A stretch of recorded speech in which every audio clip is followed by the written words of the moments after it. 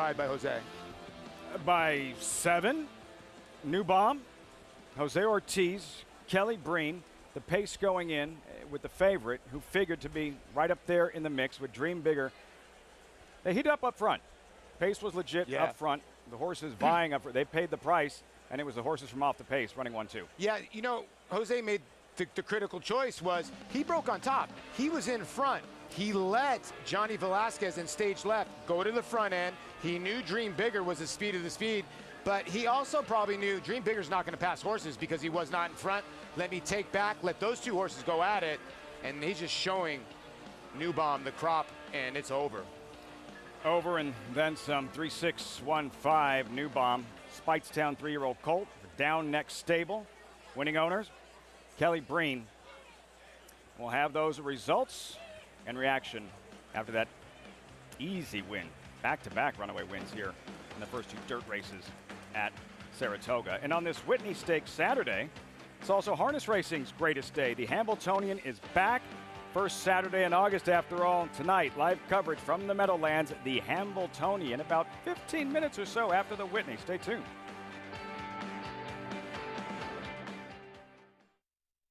They're off in the Met Mile.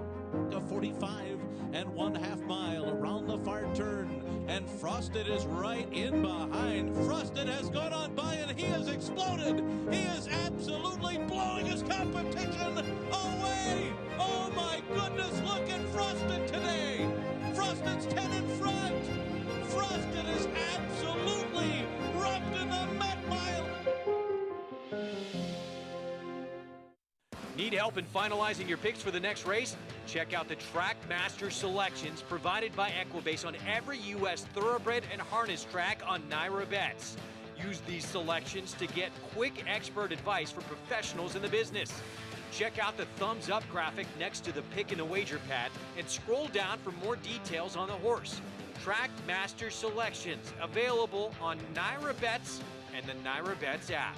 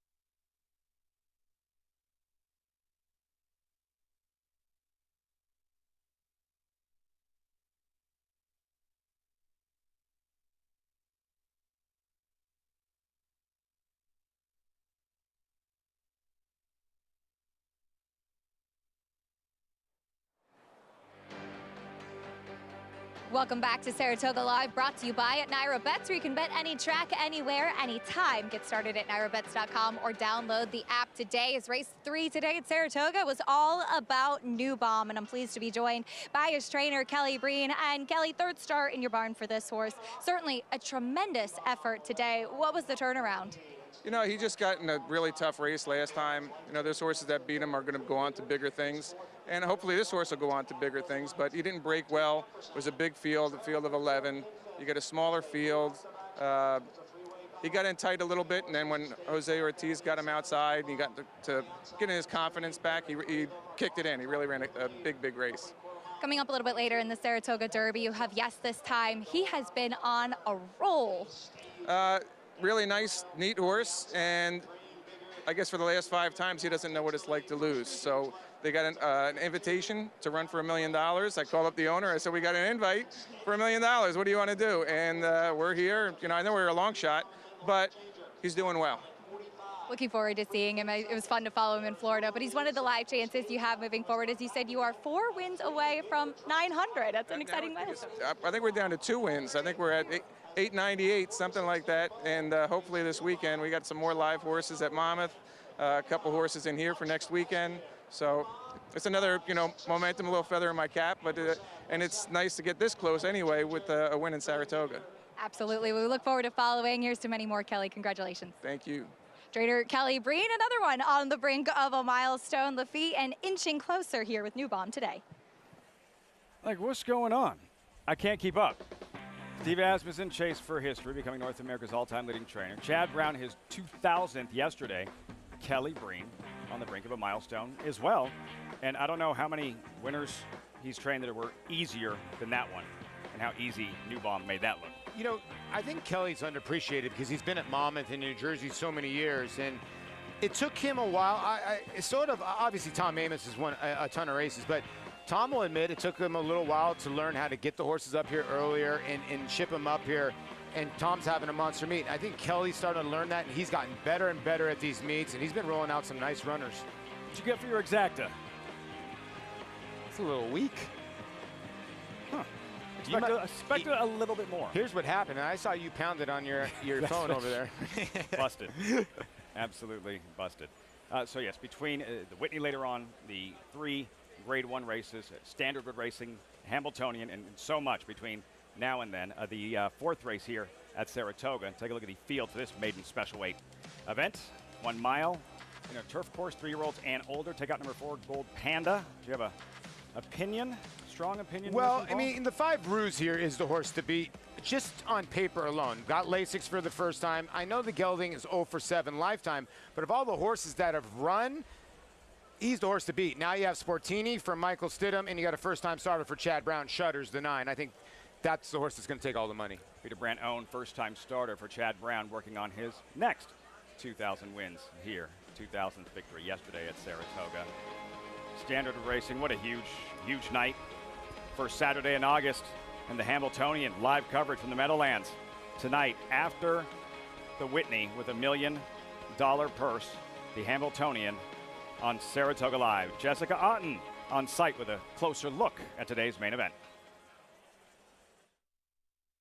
The 96th Hamiltonian, the trotting classic in America, one of the most prestigious races here in North America for those 3-year-old trotters, an event you want to take part in when you are involved in harness racing. It's a wide open event with some upset eliminations heading into the final. It's a great day of racing here at the Meadowlands, highlighted by the 96th edition of the Hamiltonian. Jessica, thanks so much. The field you get to choose from, Paul. Huge night. This is like the Kentucky Derby of standard racing. Yeah, it is. And you got all the best drivers in the world. Yannick Gingras is the man.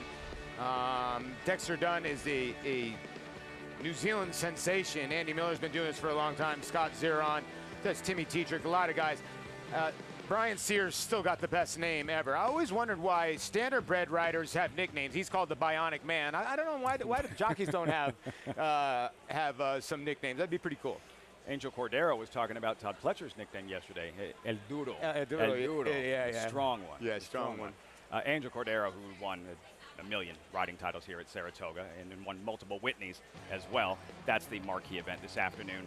One of the most celebrated races all summer at Saratoga. Breeders' Cup Challenge event, winning you're in for the Breeders' Cup Classic. And we've touched on Steve Asmussen, chasing history, 9,445 wins. It would be amazing. He has a lot of runners, but he does have a runner in the Whitney Silver State. 6 straight, Paul, and winner of the Met Mile in his most recent effort. Yeah, he just knows how to win races. As you can see on the outside, everybody's chasing, but he's on the inside, and he's got his ears somewhat up, and he's wanting to do his job, and he's just getting it done. I mean, when you win 6 races in a row at 7 furlongs, a mile and a 16th, mile and 8th, and you come back and you win the Met Mile, which is really the test. I mean, running a flat mile against those horses is a test of all tests. and he passed it. Now he has a little bit of time. Steve Asmussen, obviously on the cusp of being the all-time winningest trainer. I mean, that would put the ultimate icing on the cake if this was the one. How strategically, where would Silver State, where do you think he'd be most effective in the early stages of this mile and an eighth Here's race? the thing about Silver State. If you look at his 7-furlong race at Churchill, he went 109, 121, and 2 around one turn. So he does have some quickness. The older he's gotten, or the later he's gotten, I think Steve has learned and Ricardo has learned to relax him a little bit. But he's got enough speed to maybe stay at least close to Nick Sko. He just gets a bad draw because Nick Sko is going to be on the outside of him. I used to say this about an all-pro wide receiver, Chris Carter. All he does is catch touchdowns. Catch touchdowns. That's what you're supposed to do. Silver State, all he does is win races. And yet each time he wins, there's kind of this, like, yeah, but all he does is win. And I think he's being overlooked to a certain extent for tonight's Whitney. I would say yes, most definitely. He's a player in here, and I think a lot of people don't think he is. Whitney, race 10, grade 1 billing, $1 million purse. We're going to pause briefly, welcome in our new viewers as our coverage continues on Saratoga Live. All eyes on Nick Sko, 6-5. Look at those teeth. 6-5 morning line favorite for the grade 1 94th Whitney. Yeah. As long as the fire keeps burning, you know we staying hot. Yeah, yeah. Boy, I just know where to go. Doesn't matter what you throw. Never find me running low. Always here to run the show. Born and raised to be a pro. Jump my hurdles in a row. Yeah, I'm here to play the part. This ain't just a cameo. It's a new way for a new king.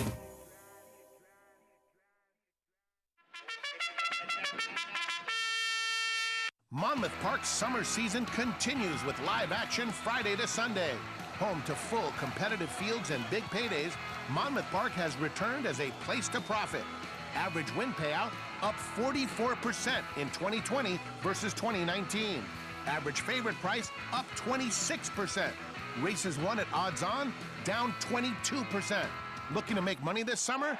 Bet Monmouth Park. Undefeated Grade 1 winner Mastery was a multiple graded stakes winner at 2, including this victory in the Los Alamitos Cash Call Futurity.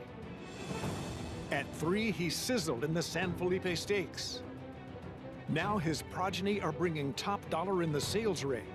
$450,000. Internet advice, $510,000, thank you. An exciting young stallion Mastery, standing at Claiborne Farm. Now more than ever, it's time to get with the program because New York Reds start with an advantage. New York Reds run for serious green at Belmont and Saratoga. New York bred maidens run for up to $75,000 and allowance horses for up to $85,000. And serious New York bred owners can collect awards of up to $20,000 per horse per race in open company. So get back with the program. Seriously.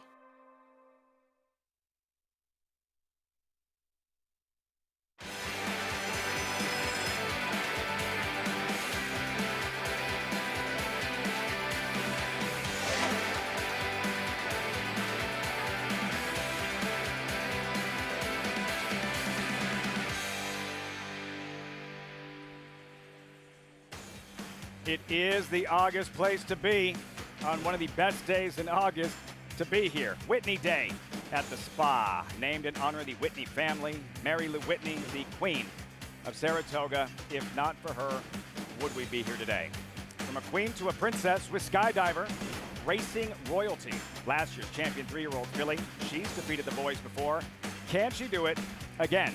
Not if this gray speed demon brings his best. Nick Sko, 6-5 morning line favorite in the 94th Grade 1 Whitney. Trained by Eclipse Award winner Brad Cox. Over the last year, he's won so many of the nation's biggest races. Today, a first shot at Whitney glory on a day that could be historic. Steve Asmussen, one win today, and he'll become North America's all-time leading trainer.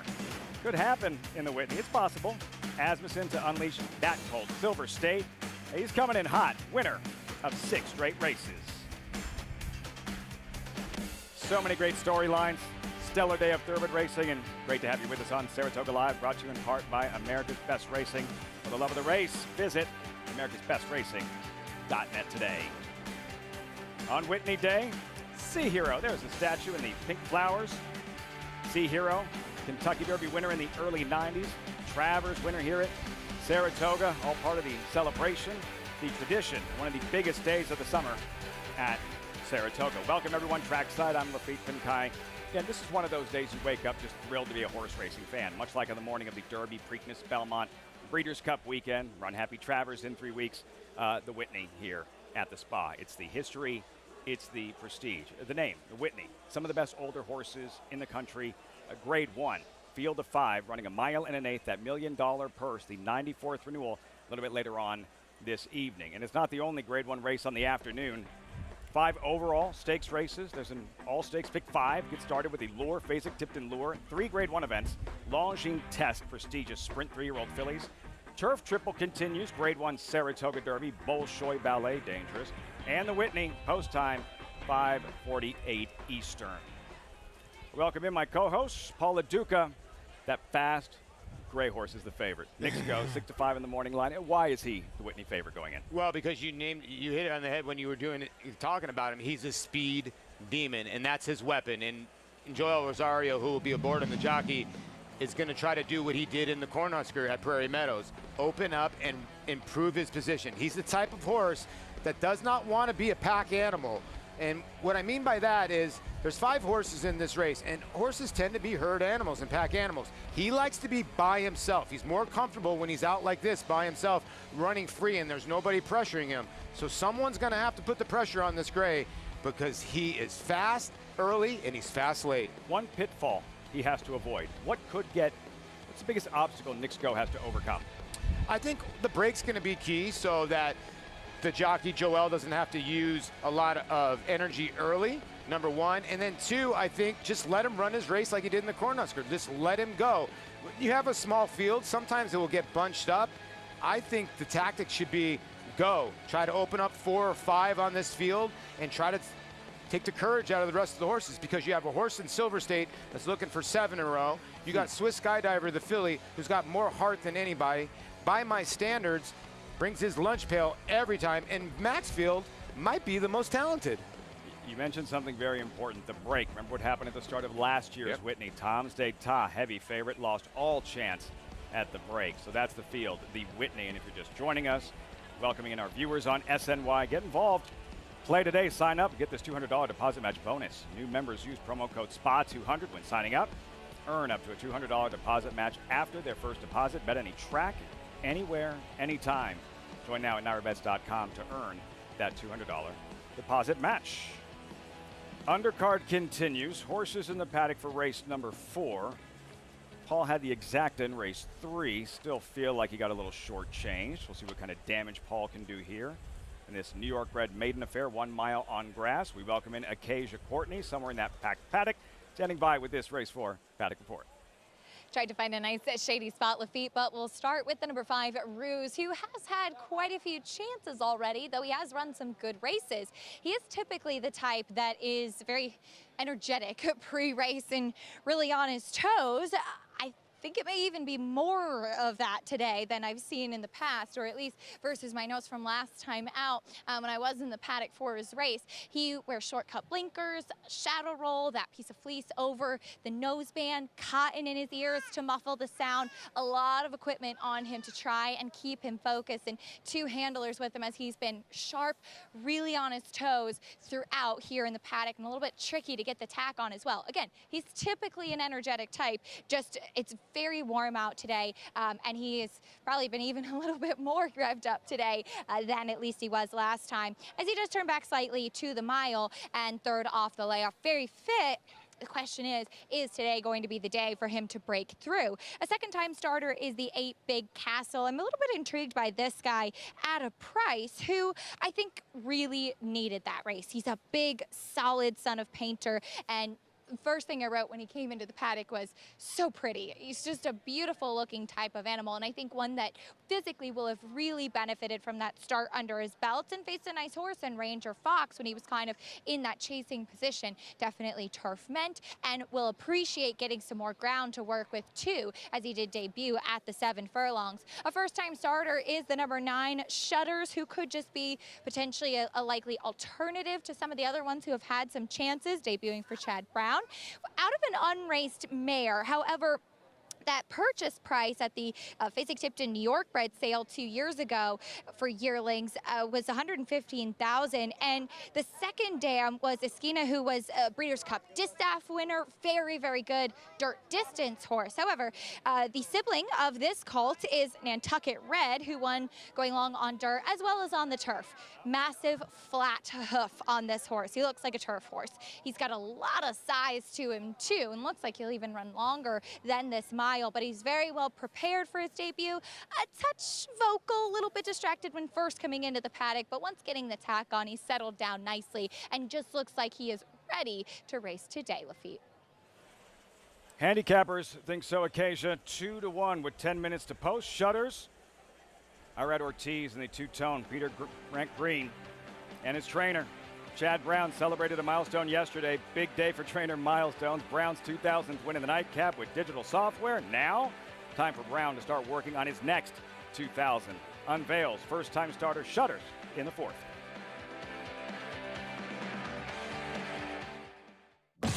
Before a moment of victory,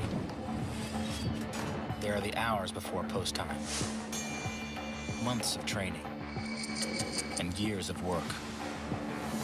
Before triumph comes trust. Before success, belief. Before we became a world-class stallion farm, we had world-class shareholders who understand that it can take years to create a moment, but that some moments last forever. He won the Derby! He won the Breeders' Cup Classic! He's authentic indeed! The opportunity is here to get a part of this wonderful sport, authentic in the Breeders' Cup Classic. But Street Band is beginning to move away, and this will be a signature moment for Street Band. Tis a magician owned by my racehorse, Moonlight Doros. She'll win the Las Virgenes Vertical Strat in the Steel Valley Sprint. Got Stormy surging to the lead! One of racing's all-time greats, Monomoy Girl wins the Bayakoa.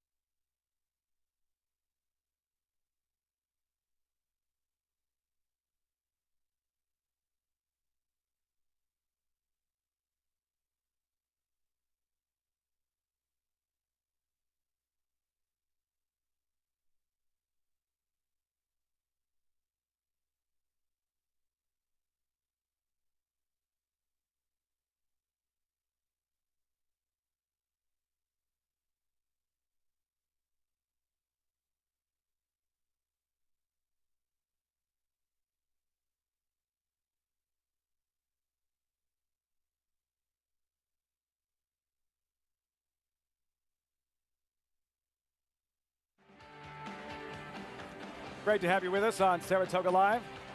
Whitney Day coverage continuing, as always, brought to you in part by Naira Bets. But any track, anywhere, anytime with Naira Bets. Get started at nairabets.com or download the app. Post Parade, race 4, New York bred maidens, 1 mile on grass, $85,000 purse. We'll start with a 14-1 shot. Barry Schwartz owned. Umbreon, John Velasquez aboard. Yeah, give this horse a second look because the first time out, he just got destroyed at the start. He ran in a really nice field. Now he's going to get on the dirt for owner Barry Schwartz. I mean, he's on the turf, excuse me, for owner Barry Schwartz. Sportini, first-time starter. Yeah, elusive quality first-time starter. Michael Stidham's very good, 19%. Sandro the Great, 5-race maiden. This horse launches from way out of it. Transferred from the Clement barn to the Thomas Bush barn. Rosario will be aboard. Look at Ruse's last race in a moment. Yeah, Ruse is probably the horse to beat just on her last couple races. They've been solid. Athenry, representing speed. Yeah, this horse did show some speed last time out and just sort of backed up. Blinkers have helped. Dream Point, Jose Lezcano won the day's first race. This horse comes from way out of it. 0 for 10 lifetime. Needs a lot of pace up front. Big Castle, 17-1. Tyler Gaffley on aboard. Ranger Fox was scratched out of a stakes race. Is a quality horse, and this horse lost to him first time out.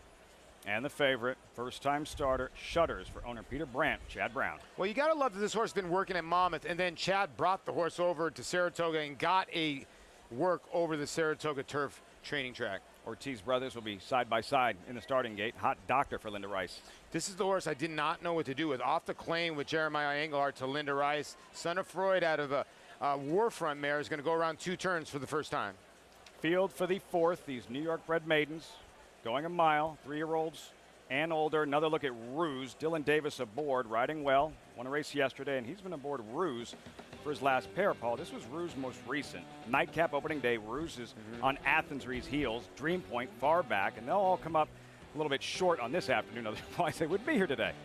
Yeah, and you know what? Ruse ran giant this day, was wide like most of the way. Dylan Davis really could not do much on the 11 hole, and this was the day on opening day where everything on the rail sort of re-rallied back. It was unbelievable, and you can see the 2's going to sneak up the rail and win this race. It just seemed like the rail was golden that day, and Ruse ended up finishing a nice little second there, but just got ripped at the wire on opening day. I mean, excuse me, was 3rd on opening day. And I think today, getting a nice little post, not a lot of pace in here unless one of the first-time starters shows it. I would think Ruse and the 6, Athenry, are the 2 horses that might lead him around here for a while. And I was going to say, all 3 back for more. Not the case. We have a late scratch. Dream Point, number 7, Dream Point, a late scratch here. 4 minutes out to this 4th at Saratoga.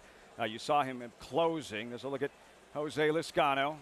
Rode 1 winner earlier on the program, but late scratch, Dream Point. And sometimes you have these late defections. You have to go back and recalibrate. How does that affect the race shape on paper? This should have no impact whatsoever. No, it doesn't, because Dream Point was the type of horse that just, I always call him, he runs his races upside down, so he comes from way out of it. So he's really would have had no effect in the pace. He might have had effect in the outcome, and hopefully everything's okay. And I always wondered, those jockeys walked. I asked Mig about it. What's it like to walk, and you got to walk like about a half a mile? I think it'd be like getting thrown out of a game, although you're probably not getting yelled at after you get thrown out of a game. You got to walk to the clubhouse. As long as he's walking back and everything okay, no worse for wear. Jose Lezcano, late scratch, Dream Point, and the first-time starter, Paul, who is favored at 2-1. It's world-class connections. I read Ortiz, Peter Brandt, Chad Brown. Now the Colt has to come through, and we'll see what he does in his debut. This is what happened in the nightcap yesterday. Chad Brown, digital software, and the people involved here made this moment even more special. Chad Brown with 1,999 wins coming into this one. Digital software owned by Seth Klarman, ridden by Irad Ortiz. A fitting result for Chad Brown to earn his 2,000 career win. And it was a gutty win. Bailout, the 6 really ran his heart out, but Irad was able to get digital software out in time, and congratulations to everybody. And it was fitting that it was in the Klarovich Silks. They the same team with a horse of the year, Breeders' Cup turf winner, Bricks and Mortar, a couple of years back. Seth Klarman there in the picture. You'll see him just off to the right with Irad Ortiz, big smile. Chad Brown, 2,000 win. His daughter was here. First thing, big hug for his daughter as soon as digital software crossed the wire. And like I said, that's his first 2,000. That's Chad Brown's first 2,000 wins. What makes it even crazy, Chad's still a young guy. Yeah. Steve Asmussen's got 3,500 more wins than Chad Brown. Is that insane? Crazy. And Chad's probably going to, if health, everything wise, he probably will get to 4,000 or 5,000. No, you know what I mean? His clients, his talent, the horses, his age, it is frightening when you think of the kind of damage Chad Brown will do before it's all said and done, and looking to do more damage at Saratoga with Shutters Acacia, who is the favorite, 9-5, 2 minutes out. Well, you talked, Lafitte, about just the quality of horses that Chad has in his barn, and it's also a large number. And I wanted to circle back to what Paul had mentioned about this horse training at Monmouth before coming up for a last work here at Saratoga. There's a stall limit at Saratoga. You're only supposed to have 30 stalls on the backside here. Some trainers do make use of the harness track nearby as well, but it's just physically impossible to have all of your horses here at Saratoga throughout the meet. So for an operation like Chad's, which is very large, you will see horses stabled elsewhere, training there, and then maybe come for their last work here, or at least gallop at Saratoga for a few days before racing. So don't take it as a negative if you look down and see a horse that's been training at Monmouth or elsewhere for this barn coming into Saratoga. But I do agree the last work at Saratoga is a positive. The other first-time starter is the 2 Sportini for trainer Mike Stidham. This is a good-looking guy. He has a sibling who's a 4-time turf winner, looks well meant for the turf, has a lot of good size to him, and was very professional throughout. I do like the firsters in this spot, Lafitte. I think that they could make some noise in this race as they approach the gate.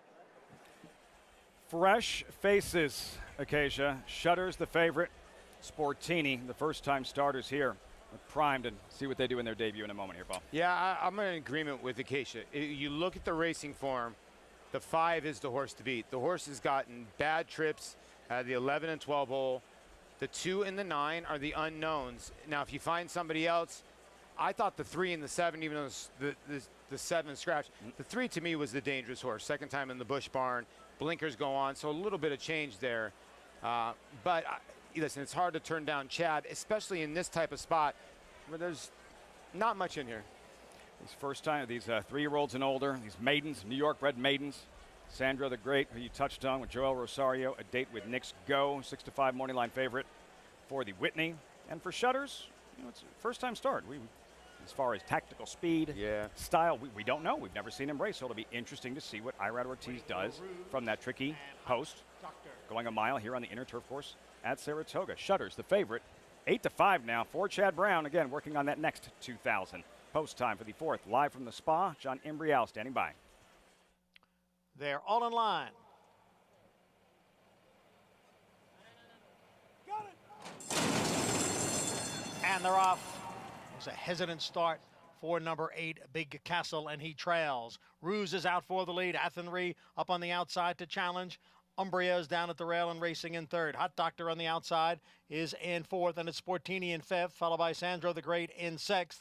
At the back are Shutters and the slow-starting Big Castle. They race around the clubhouse turn, and it is Ruse the leader here by almost a length. Athenry runs in 2nd in the opening quarter mile, 24 and 3/5 seconds. It is Ruse and Athenry 1-2 with Hot Doctor now moving closer in 3rd. And then it's Umbria next in 4th, a little more than a length. Back to Sportini, who is down on the inside. And on the outside is Sandro the Great.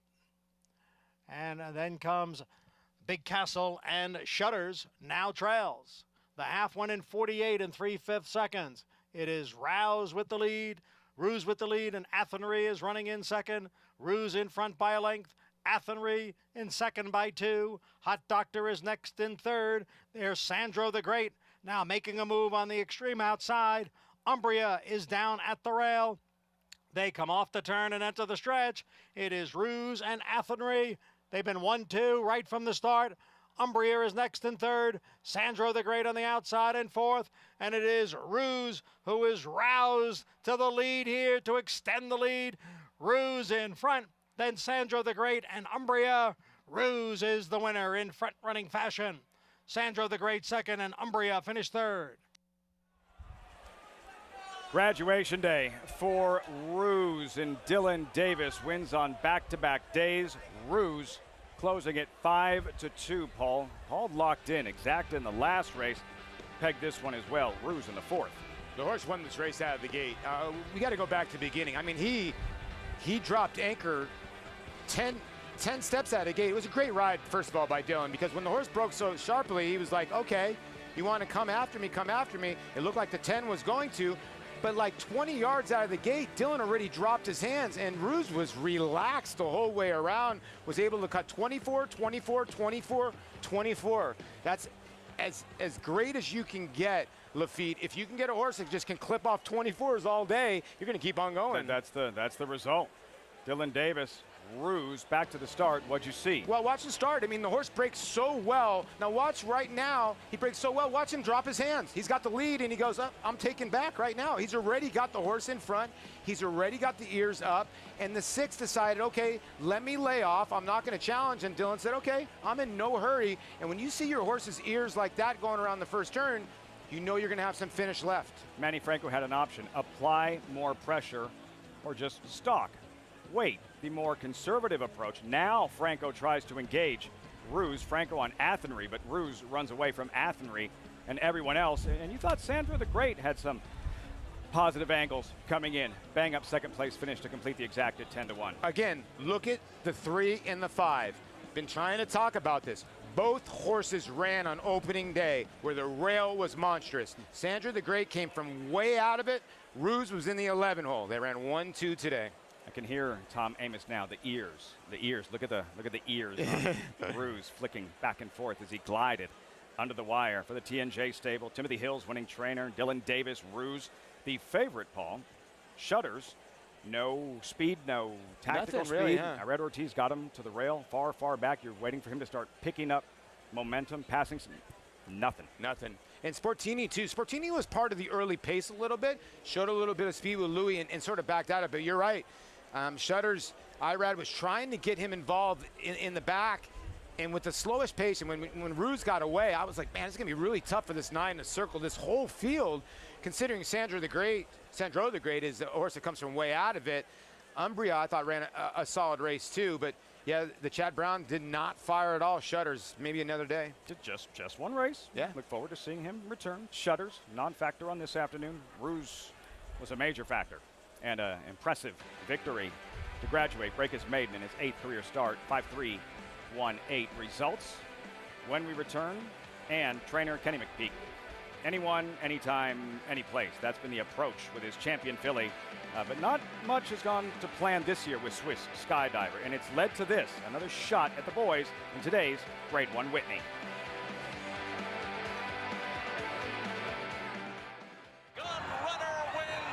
Horse of the Year, Gun Runner by Candy Ride, a 6-time Grade 1 winner by a combined 30 lengths with career earnings over $15 million, is the sire of Echo Zulu, who ran the fastest 2-year-old filly buyer of the year.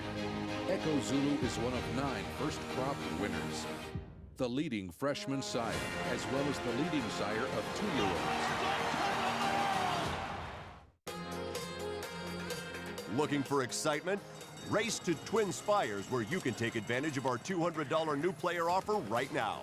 Just use code GET200 to start earning your $200 bonus with Twin Spires, where you can bet on the best racing from across the globe right in the palm of your hand. Plus, if you're looking for help to find a winner, check out our expert picks available on the app for every race.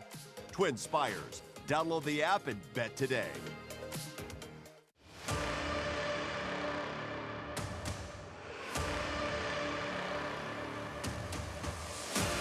It's a Motown, the son of Uncle Mo, to win the Remsen. Motown flying, Motown will win a Thriller, Motown to win it, and Motown has won the Hollywood Derby.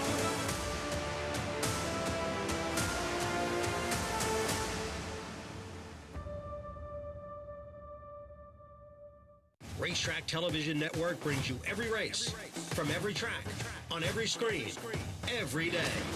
With monthly packages starting as low as $5, RTN gives you great value and access to more live HD streaming and race replays than anyone. Visit RTN.tv today to sign up and watch on almost any device, including Roku and Amazon Fire. Use promo code TRYRTN for a 5-day free trial.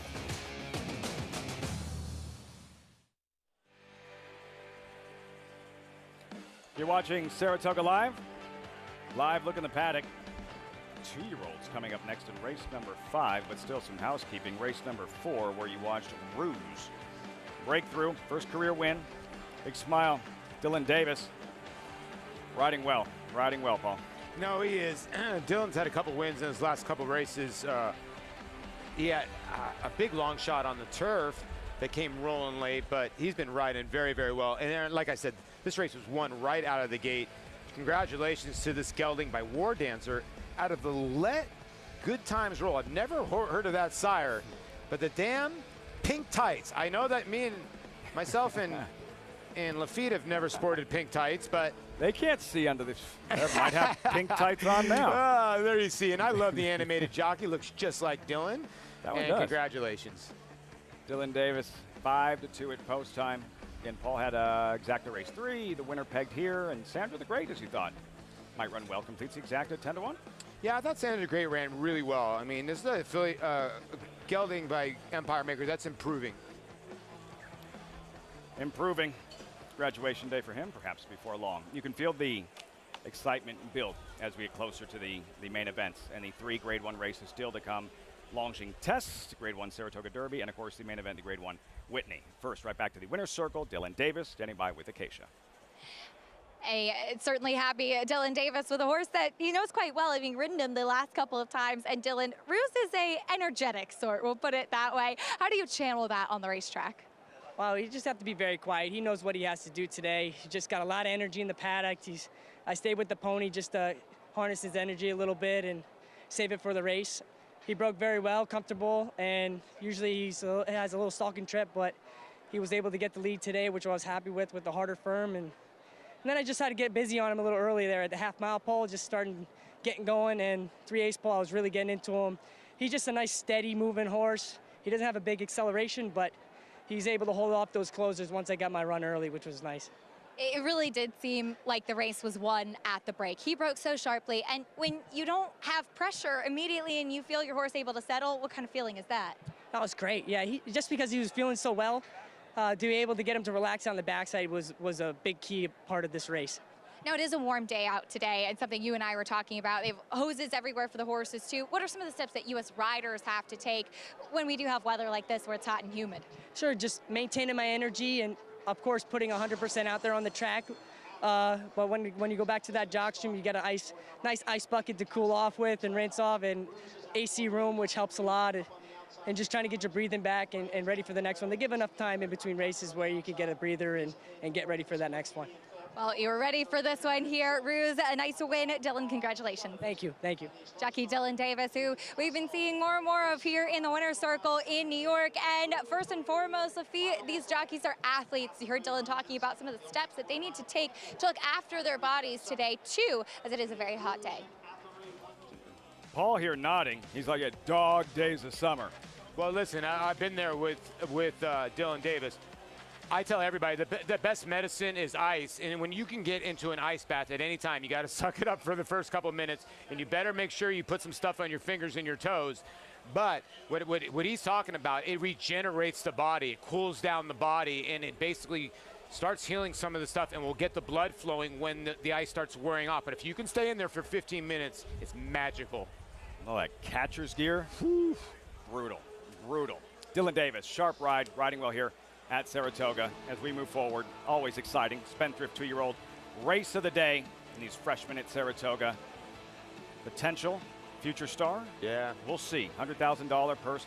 All eyes on 2, numbers 6 and 7. Trained by Steve Asmussen. First-time starters Vodka, Mardini, Stellar, Tap. Steve Asmussen on the brink of history, looking to become North America's all-time leading trainer. His first runners on the afternoon, 22 minutes to post.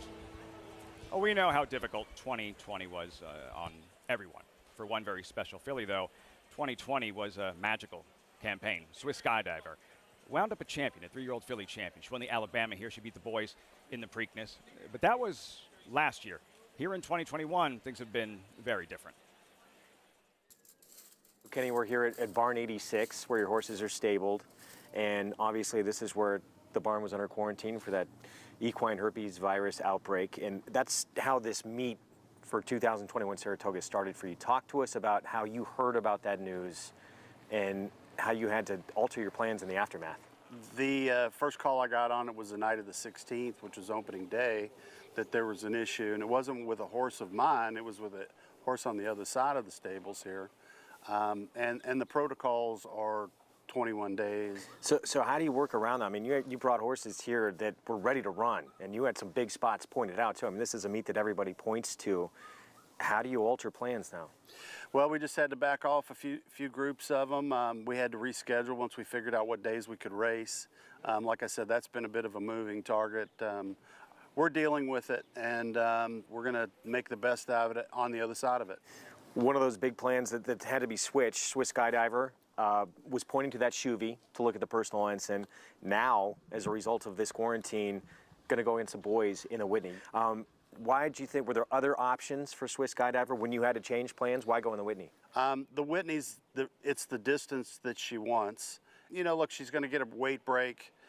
The older colts, at some point, even last year we talked about testing them, and I questioned whether I shouldn't have run in the Classic last year after the performance that Authentic gave, and she had beaten him.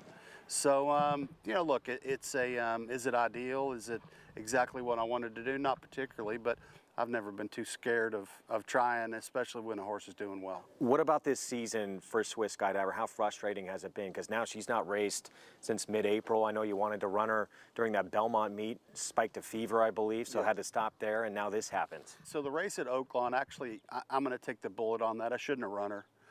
She had a small leg infection, which we thought was no big deal. We had to treat her with antibiotics. We did, and it didn't react the way we hoped. She worked her way through it, and I think the fact that we had to treat her with antibiotics for 3 or 4 days going into that race, it just caused her to run flat. You know, for her to run third against that kind of group and really not run her race, you know, we kind of regrouped out of that. I thought the Phipps was going to be a great spot for her, and so we had to overnight van her to New York, and she didn't ship well. She arrived tired. I think it was a 20-hour ride. She just didn't bounce out of that, and subsequently had to scratch her. And then, you know, now it's been a matter of regrouping, and we thought we had a plan together, and we've had to adjust on it too. So last year we adjusted a lot, and this year we're doing the same thing, and let's see how it unfolds. With what you've seen from the big filly, from Swiss, where do you think she is right now as to where she was at her best last year? You know, she's right there. You know, the race she ran in California was ultra impressive. She pretty much trounced them earlier in the year. This is obviously a big step, but you look at the colts in the race, and I've done some studying on the form and the sheets and such. She's going to have to run the race of her life to win it, but I think she could. And I think if she's third or better, it's an accomplishment, and it sets her up for the personal ensign. So she's doing everything she's always done. She's unique and big, strong filly, and just real honor to be around a filly like her.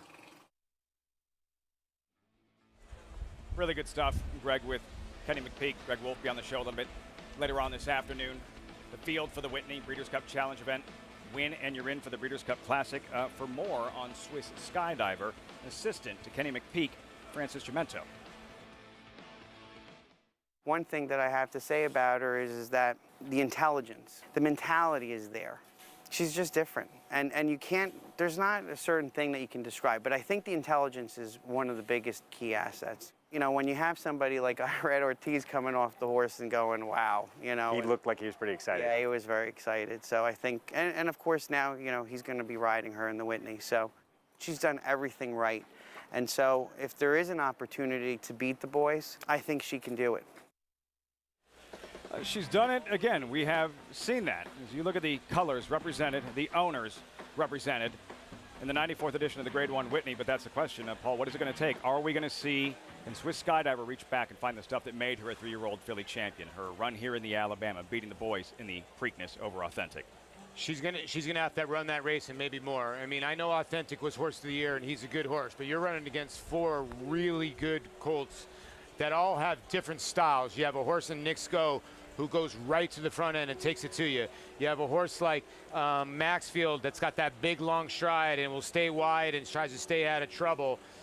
She's gonna have these horses swamping on her, but again, I keep telling you this, the courage that she showed in the Preakness and courage she showed over her career, you just can't count her out. So a Skydiver, it's rarely been done or attempted. Have to go back to personal incident, 1988, the last female to win. The Whitney hasn't been attempted since the mid-90s, and Serena Song. That's later in the Whitney. First things first, Steve Asmussen, after tying the record yesterday, said he'd be anxious today. Wonder how he's feeling now. On the brink of history, one more win, and Steve Asmussen becomes North America's all-time leading trainer. He'll saddle a pair of first-time starters next.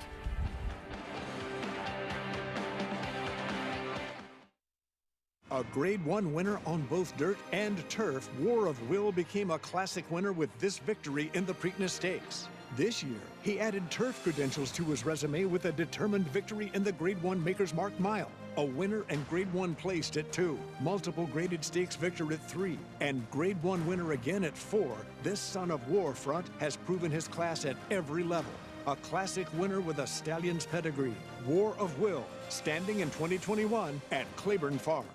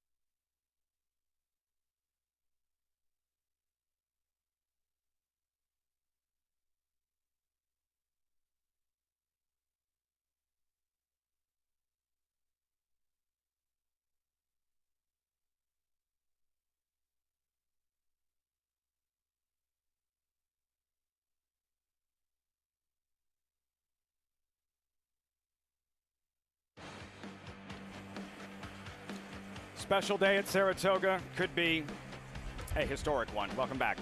This is Saratoga Live. All eyes on trainer Steve Asmussen. This gorgeous afternoon in upstate New York. Yesterday, tying Dale Baird. Live look at Steve Asmussen for most trends and training wins in North America, 9,445. That's as it stands.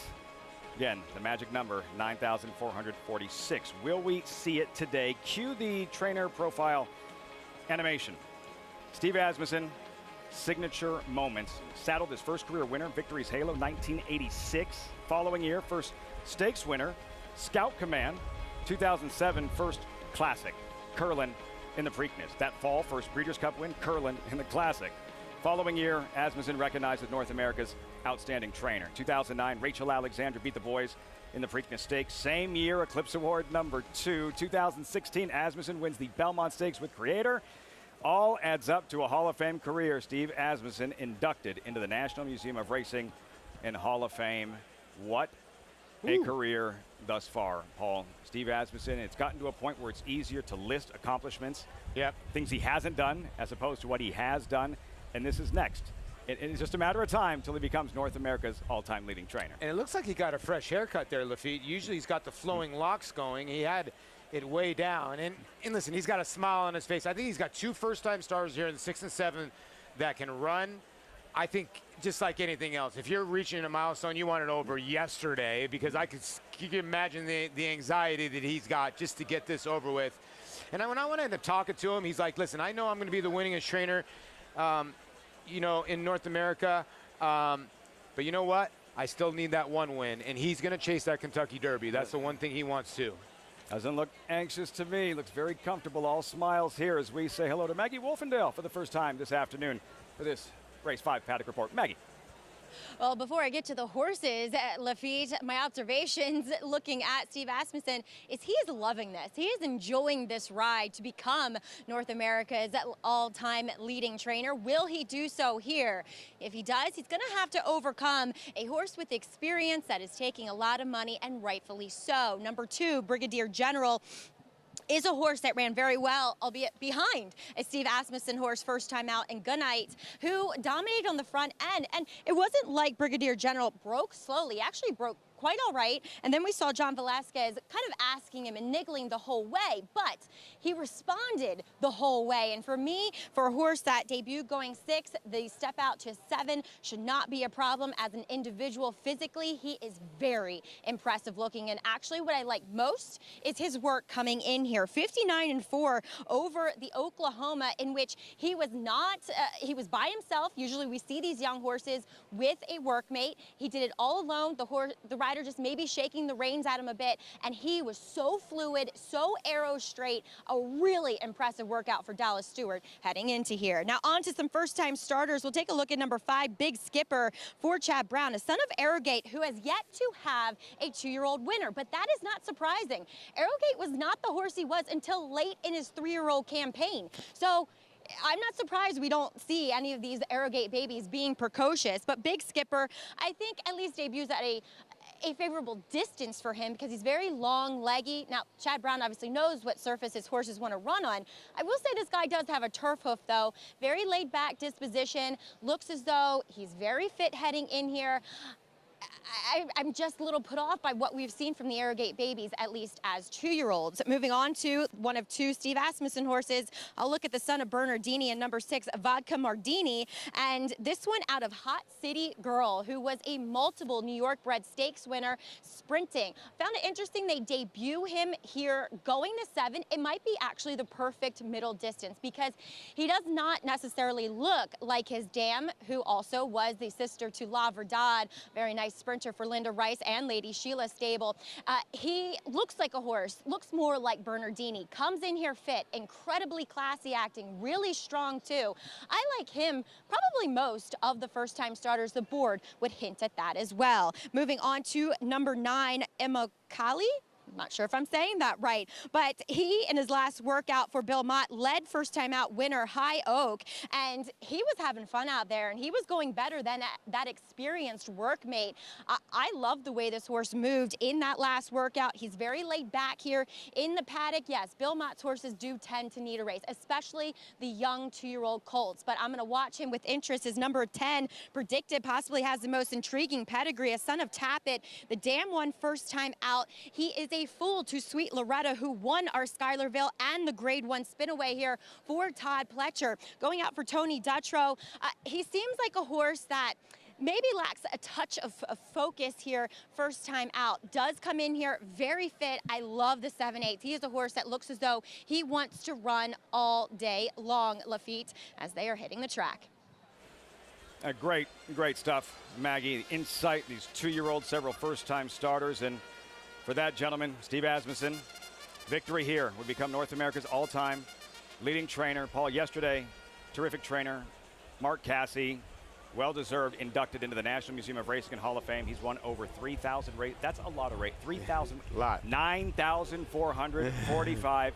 Astronomical. Well, we see 9,446. Spendthrift, 2-year-old race of the day. Post parade. Brigadier General, the favorite at 9-5, and then here, Keep Calm, Carry On. Yeah, Keep Calm, Carry On lost to Wit, a really nice horse for Todd Pletcher. This one is the son of Union Rags.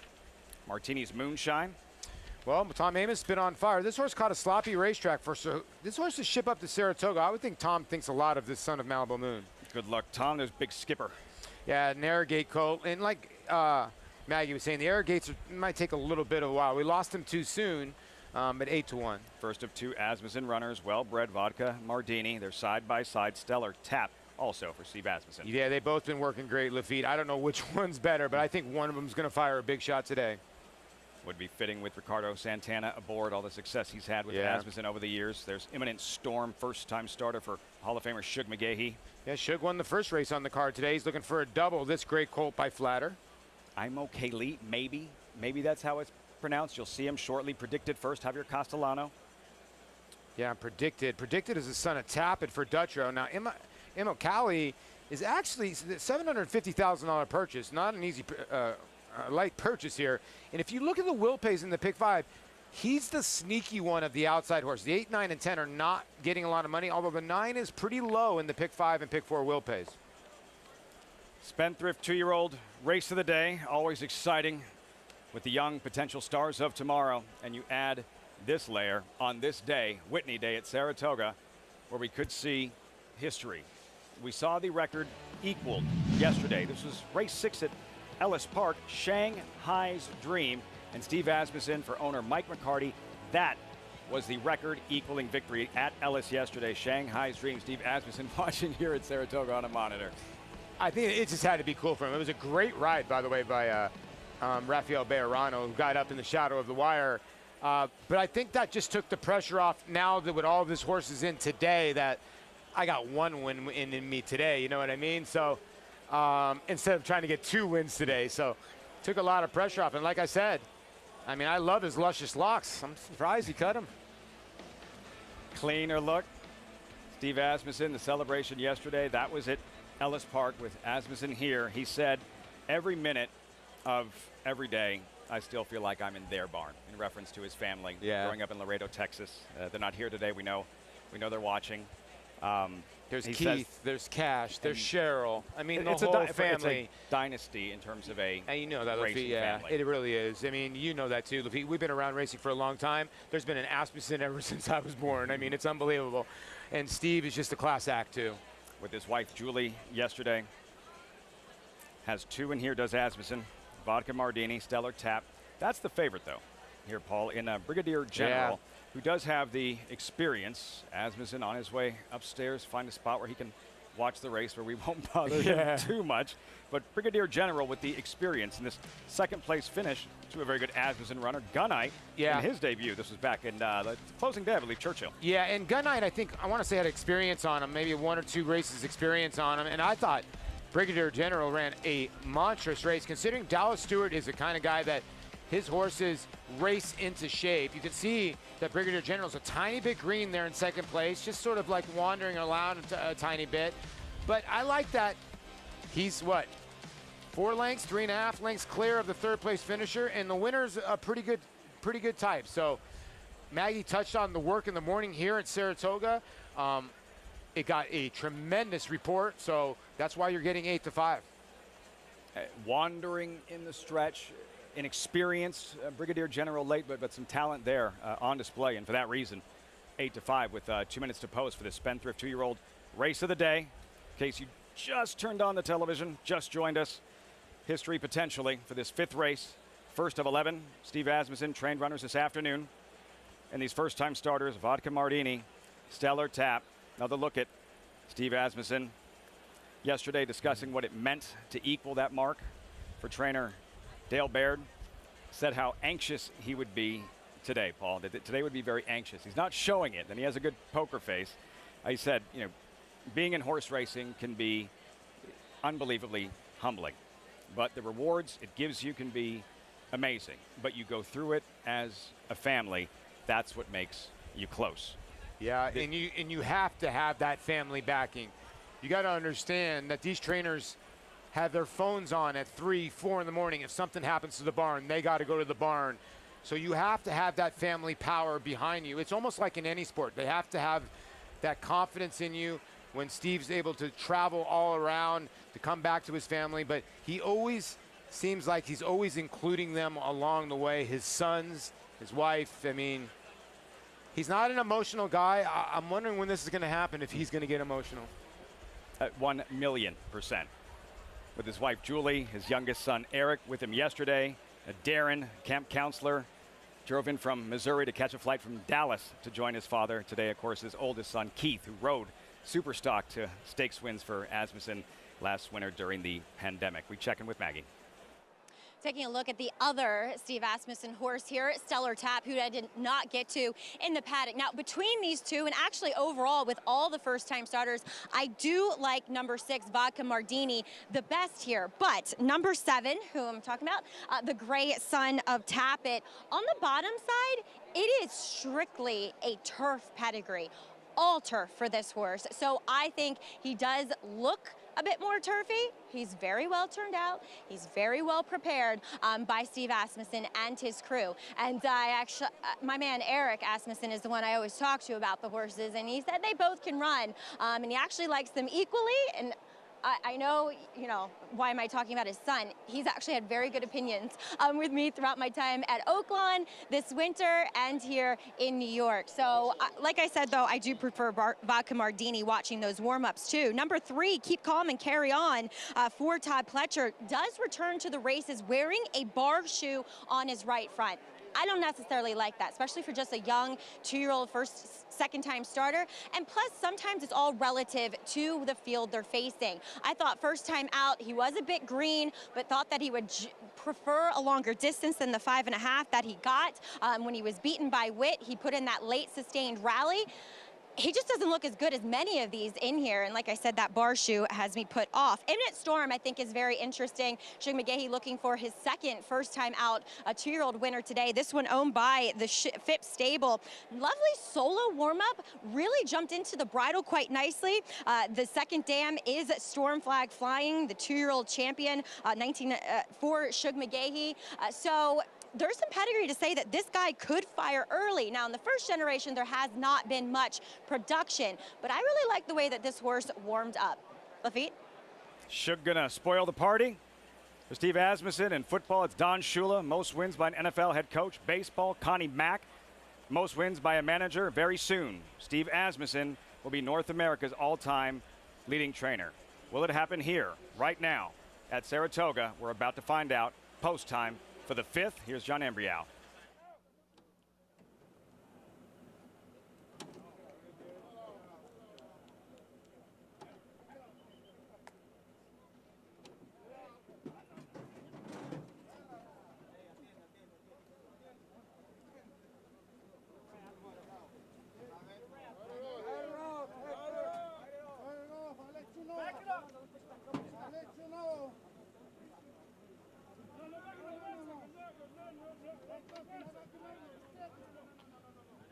Just about ready for the start.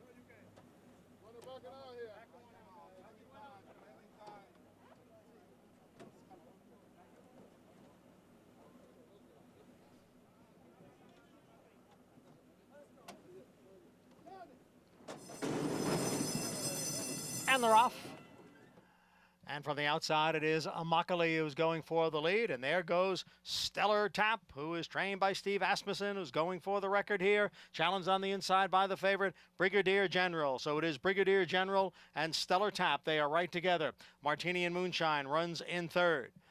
And then it is Vodka Mardini, also trained by Steve Asmussen.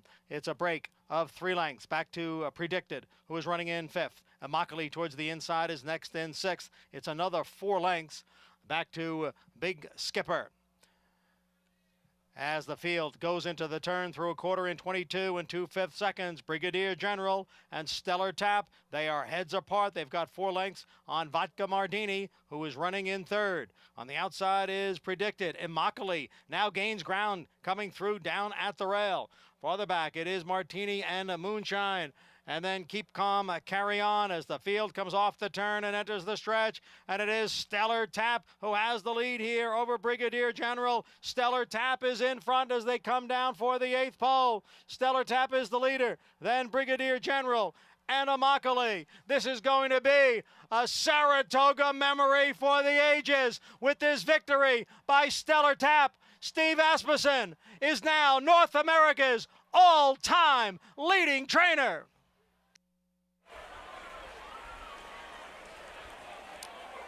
Victory number 9,446.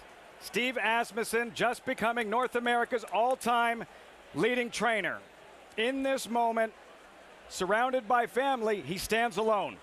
He stands alone as North America's all-time leading trainer. History made once again at Saratoga. Stellar tap by many. And you hit the nail right on the head. Who was the winning rider, Lafitte? Ricardo Santana Jr., the guy that Steve has relied on probably the last 5 to 6 years. You can see Steve getting a little bit emotional, and this race was over. I mean, stellar tap broke. Maggie told you, listen, this horse might be a turf horse, but is a big horse that might need a race. But when he broke so well, Maggie said he's going to finish, and that's exactly what happened. Keep calm, carry on. The 3 ran a really good second, but it was all about the 7. Took the heat up early, stellar tap. And if you're going to win and break the record, you might as well win it in this kind of fashion. Right here, stellar tap. Turns it on. Ricardo Santana asking him for his best. You know Santana wanted to be the guy. He wanted to be the jockey in the saddle for this very moment.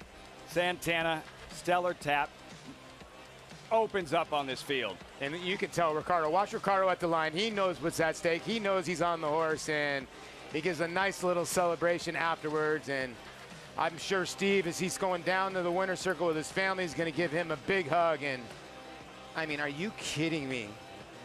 9,446 wins. That is like in just another stratosphere. It's almost like I always tell everybody that the records that will never be broken are Cal Ripken, because guys get mosquito bites and they go on the DL now. I mean, some of these records he's holding, and he'll get to 10,000 or maybe even more. He's going to get to a place where maybe Russell Bayes got to a place where it comes to the jockeys, Lafitte. It's a historic moment. Father, mother, Keith and Marilyn watching from Laredo. And for Steve Asmussen, joining some of the very best, the most dominant in their individual sports. Connie Mack, Don Shula, Don Nelson, Steve Asmussen, North America's all-time leading trainer, standing by with Maggie. 9,446. Stellar tap does it for you today, Steve. You can see the tears in your eyes. Yeah. You're always a guy who lets his emotions be known. This one, you can't help but be emotional. Absolutely. Have the whole family here. God is great. You know, just been unbelievably blessed. 2-year-old of Winchell and LNNs that was started at Mom and Dad's farm here today on Whitney Day. Thank you. Steve, your family's just so close to you, and you keep them surrounded by you. Your mom and dad obviously not here watching in Texas, but what do you think they're saying right now? Well, I think everything that we've done is made possible by their support. Steve, go be with your family, get your picture taken. Thank you very much. Only said that 9,446 times. Get your picture taken, Steve. This one, though, extra special, Lafitte. An incredible moment with his family, wife Julie, Keith, his oldest son, who rode Superstock to a stakes victory for him during the pandemic at Lone Star. Superstock wound up in the Derby, owned by his father, Keith. Darren drove to Missouri, caught a flight from Dallas to be here today. Eric, his youngest son, who was with him yesterday. He talks about family, and that at the core, at the nucleus of all his success, the first mention about his family, his father, how much that has meant in terms of his development as a professional, as an individual, to reach this point, this pinnacle of his career, leading in stellar tap, 9,446 career wins. It couldn't be more fitting. It really could not. Winchell Thoroughbreds, Ricardo Santana, what he just said, and Steve. Every time I've ever gotten to talk to Steve, he'll have a conversation with you. He's just a genuine person. And when it comes to being a family man, family's first. This guy's got 9,000 some odd wins, and his family comes first. As you can see, all of his sons lined up there. What a great picture that is going to be. I might have to ask Steve for a copy of that. It's a quote that comes to mind. He was so excited about Superstock, not necessarily about a chance to win the Kentucky Derby, but his father owned Superstock. In the walkover pre-race for the Kentucky Derby, and quoting his father, Keith, who had said he had waited 79 years for that day to arrive. 79 years, and his son training the horse. And Steve had said that entire week about the Derby, it was about sitting back and watching his family, specifically his father, Keith, getting the recognition that he deserved. You know, in 2019, when I was here, Lafitte, he was with his family at the Saratoga harness track. He was buying harness horses so he could ride them in the morning. He's just a lover of animals. He bought like 3 or 4 standard breds and was getting on them in the morning, going to watch them at night. He's just a guy that loves horses, and I tell you this all the time. His horses turn out better than any other trainers. No disrespect to anybody else, but you have 9,446 wins for a reason. He gives so much credit to his team, the assistants. Darren Fleming yesterday at Ellis Park, saddling Shanghai's Dream. Scott Blasi, Toby Sheets, the team. When you're managing that many horses, it's about the individuals that work for you. And for so many years, this massive operation between the family, his team that works with him, and this is the biggest, the dividend here, the results of becoming North America's all-time leading it trainer. is, because when you're a horse trainer, there's so many bumps in the road. Sometimes you'll get a horse in your barn, you're like, wow, this horse is the next coming, and then an injury might happen. Then you might have a horse in your barn that's really not that good. It might surprise you a little bit. But I think Steve proved himself when he got Rachel and he got Curlin and he started, ooh, this guy can flat out train. And now some guys can't train on the big stage. Some people go to the Breeders' Cup, they don't do as well. Steve does well on the big stage. So there's really no, how can I say it? There's no hole in his armor. He's got he can, 2-year-olds, he's great. Going distance, he's great. Going 6, 7, whatever it is, he's great at. Yesterday, tying it at Ellis Park. Yeah. Today, breaking the record with a 2-year-old at Saratoga. Trained some of the very best. You mentioned Curlin, Rachel Alexandra, Gun Runner in those Winchell colors. Yes. A win here in the Whitney and the Woodward Breeders' Cup Classic. Horse of the Year, sprinting ace Matoli.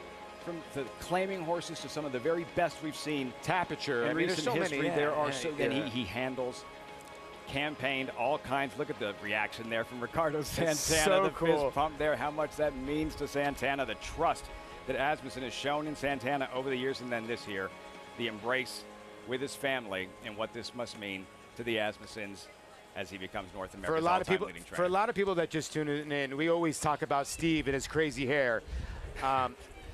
He better have left the lady that gave him the winning haircut a nice little tip, because this is the shortest I've seen his hair in about 2 years.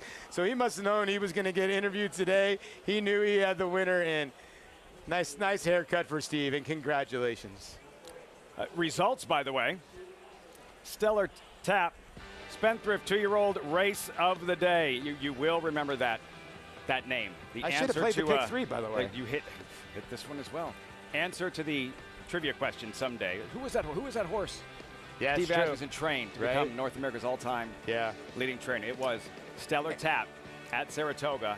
And he, by the way, he's really good. No, he's good. Awesome. And the other part about it is, listen, Maggie said this horse has got a turf foot and a turf family. So, I mean, we saw what he could do on turf. A 2-year-old by Tapit. I have a Medaglia d'Oro mare that probably wants to go around 2 turns. So that might be a lot of options for this colt. Stellar Tap, victory number 4,446 from all of us here on Saratoga Live. Congratulations, Steve Asmussen, North America's all-time leading trainer. I think Steve is part horse, and he speaks horse. He's got so many horses, but it's still an individual program for each horse, and that's what makes him unique. You know, for somebody to be able to run that many operations around the country says a lot about him.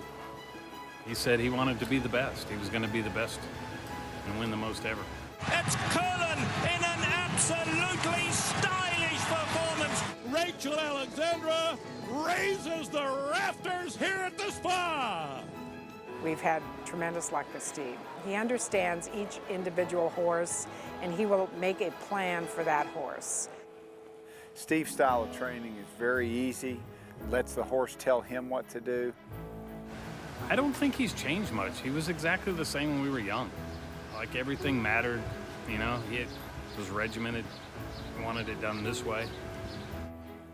His recall of each horse, it doesn't matter if it's at Remington, Lone Star, Belmont, Saratoga, he can tell you what race they're going to run in 3 weeks from now, what they did yesterday, and when their next work is, and that is phenomenal. The Gun Runner's on top of the world! He wins the Breeders' Cup Classic! We've been so fortunate to have so many amazing moments together and with our operation, and it says a lot about him that he's had a lot of the same people work for him for a long period of time. It doesn't matter if it's a 35 claimer or a maiden special weight race or a grade 1 on Saturday. He wants to win every single time. Only one person's going to do it, and the next contenders aren't really even close.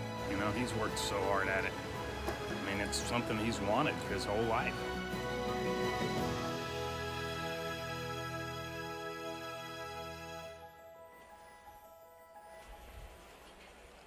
Something he's wanted his whole life, and now he's there. Standing alone, Steve Asmussen, North America's all-time leading trainer, 9,446 victories. We're now joined by Steve Asmussen. Steve, congratulations. Can you try Thank you very much. Can you try and put this moment into words? Very hard to do so, to be blessed to grow up in a racing family and to be given the opportunities that we've been given, and knowing how much they mean to me as well as every member of the family, as well as the barn. It's for it to unfold and happen on Whitney Day at Saratoga with the 2-year-old that came through Mom and Dad's program in Laredo, owned by the Winchells. Just God is great and continues to bless us. And Ricardo Santana aboard too is cherry on the top. Steve, my question to you is, Curlin, Rachel Alexandra, all those big races, did you sleep at night last night? That hasn't happened for several years. Steve, you mentioned your family, Father Keith, Mother Marilyn. They're on with us. Mr. and Mrs. Asmussen, is there anything you'd like to say to your son? There are words that we can really tell about how honored and pleased we are to have him do what he's done. Comes from Life Downs in Laredo, Texas, Saratoga, 2 leading track number of wins in the world. That's almost unbelievable. Our hearts are pounding so hard that I think he could hear and congratulations, Steve. You're the best.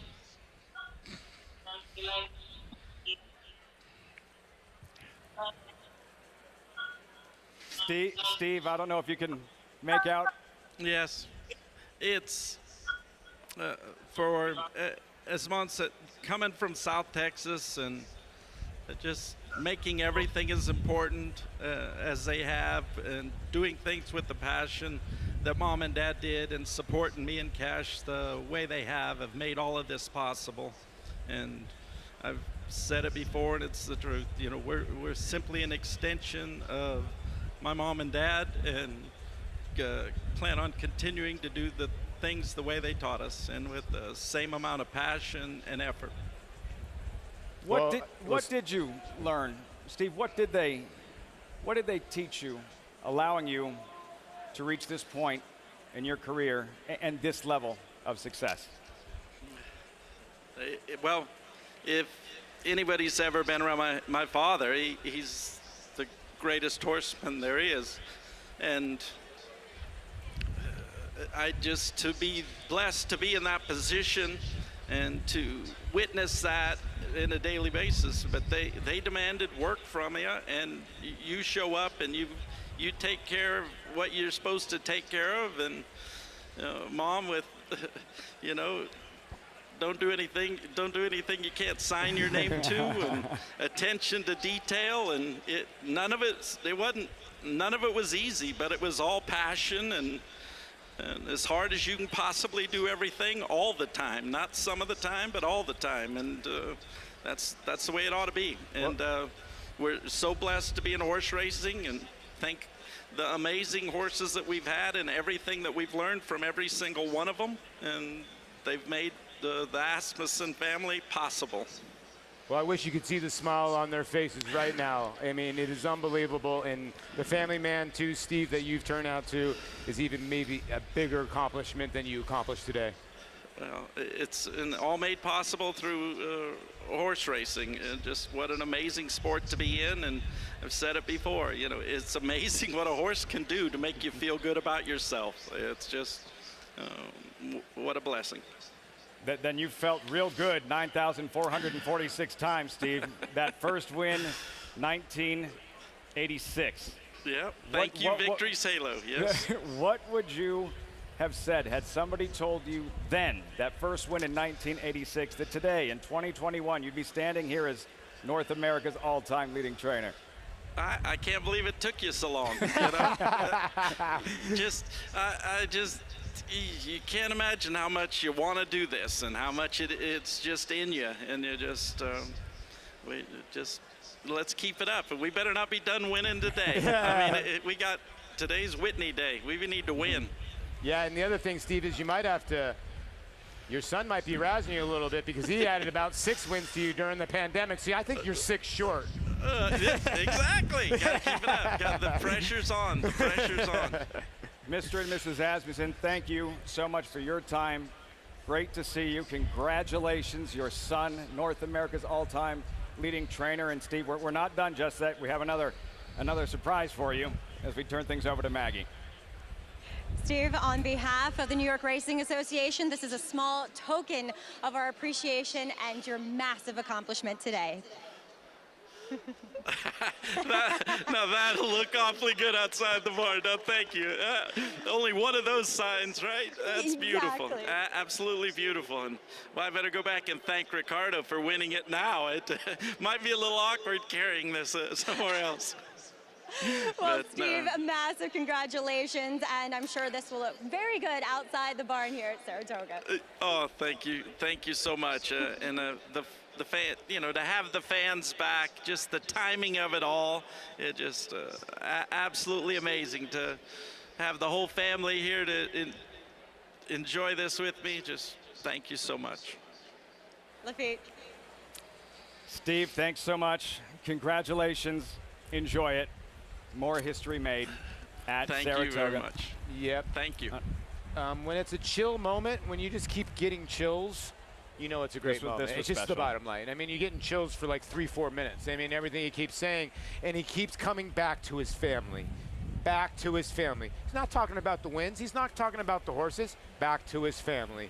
And that's the way it works, and that's why he's been so successful. So great. I know the connection wasn't great, and you couldn't hear as well from his father and his mother. The look on their faces said it all. When he said that his father's the best horseman ever, the smile on his father's face is what I took away from that interview. It almost started choking me up. Yeah. The pride, Keith and Marilyn looking on. Again, super stock, who his father owned. I guess his sons didn't get the same haircut. They're working on the same. Little bit longer. I tell you what, the Asmussen, not only are they the leading trainer ever, they lead the league in horse hair, in hair. See his wife, Great Julie, hair. Oldest son, Keith, who rode super stock in that stakes win during the pandemic. Darren, he's a camp counselor, and he couldn't talk to his father yesterday. You can't have a cell phone because you can't be distracted from the kids at camp, right? So he couldn't talk to him yesterday immediately. Steve said he hadn't talked to him in a few days. He drove to Missouri, caught a flight to Dallas, and then another flight here to be here with his father. Obviously, he made it. Keith, Darren, and Eric, his wife, Julie, celebrating this moment with his father, and incredible. Historic. Another milestone, and for Steve Asmussen, had this colt ready to crank it up. Stellar tap Victory number 9,446 in the Hall of Fame career of Steve Asmussen, becoming North America's all-time leading trainer. The moment it happened, the moment Stellar Tap crossed the wire and embraced with his family, more history made at Saratoga.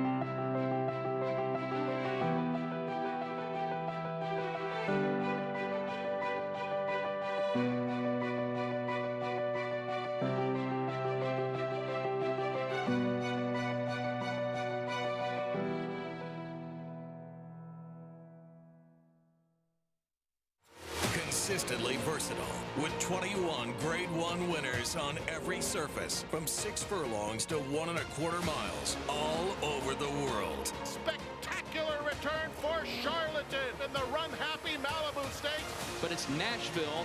Nashville under no stress whatsoever, winning it. Lady Spike Spear has gone on to win the Natalma by 3/4, Alda. All purpose, all places, all power. Speightstown.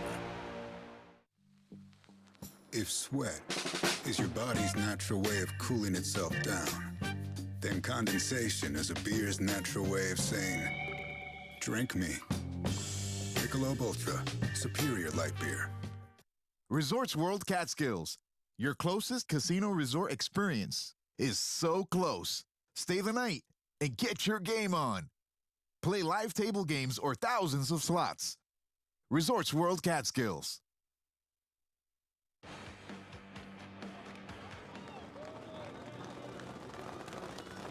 The racing at Saratoga is really second to none. And the beautiful thing is that you see the best horses in the world. And almost every stake race that you go into the paddock for, or you sit in the stands, you'll see a graduate of a Fasig-Tipton sale. You really will. So they're all over the place, in particular at Saratoga. So the thing that is so special is that people can enjoy a full day at the races. And then they have a chance to come over here to really the best looking and the most attractive sales grounds in the world, where they only bring the best of the best sellers and the best agents and the best buyers. And when you put the best of the best across the spectrum, you oftentimes are going to get the best of the best on the racetrack. But that's really the dream that we're all pursuing, is to buy horses in the ring, about 100 yards from me, to, at a certain point in the future, to walk that horse into the paddock, and ultimately, if you get lucky, to walk that horse into the winner's circle as a Fasig-Tipton sales graduate. We'll see you at the sale of the century. Sale of the century is right. Monday and Tuesday. Didn't have the sale last year as a result of the pandemic. So much excitement for this one. Fasig-Tipton Saratoga sale. The stars of tomorrow. Even if you don't go home with a horse, maybe the next Stellar Tap, you know, you greatest cocktail party on the planet. Yeah, I just tell everybody, don't drink cocktails before the sale. And if you go into the sales ring, tape your arm to the leg. Do not raise your hand. You can show me how during this commercial break. We have to step aside. Stakes racing about to get underway on this historic Whitney Saturday at the Spa. The Fasig-Tipton Lure Stakes is next. Post time in 4 minutes. The Run Happies keep winning. What a day at Belmont Park when a pair of Run Happies crushed the competition. TDN Rising Star Following Sea delivered yet another emphatic performance, sailing down the stretch to win by 6.5 lengths. Then 2-year-old filly Happy Soul soared to victory, winning the Astoria Stakes by a whopping 11.5 lengths. Price for success of just $10,000. Call Bernie Sams and book your mare to run happy. Standing in stall 1 at Claiborne Farm. No sport in the world brings the wins home like racing. It's one-of-a-kind, high-speed, high-stakes action, and Naira Bets takes you there. Place your bets and watch the races live from anywhere. With Naira Bets, make easy, secure deposits and promotions every day to earn reward points or cash. Download the Naira Bets app or visit nairabets.com.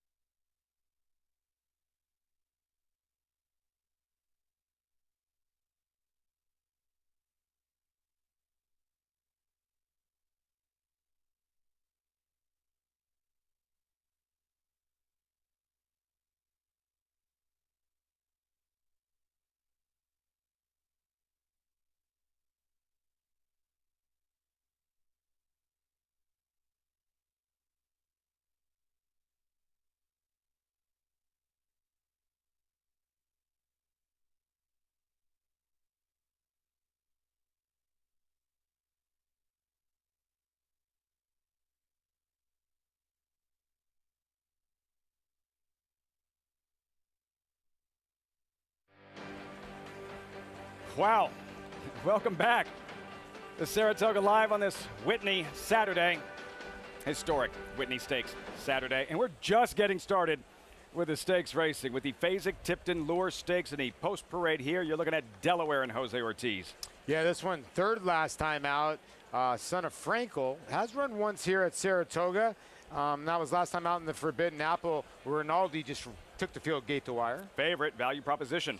Yeah, this one for Chad Brown, going to be tough. Does have 2 races here at Saratoga, a win in a second. Fighting CB. Fighting CB for Kenny and McPeek. You know, the one race here was good, coming off a layoff since June.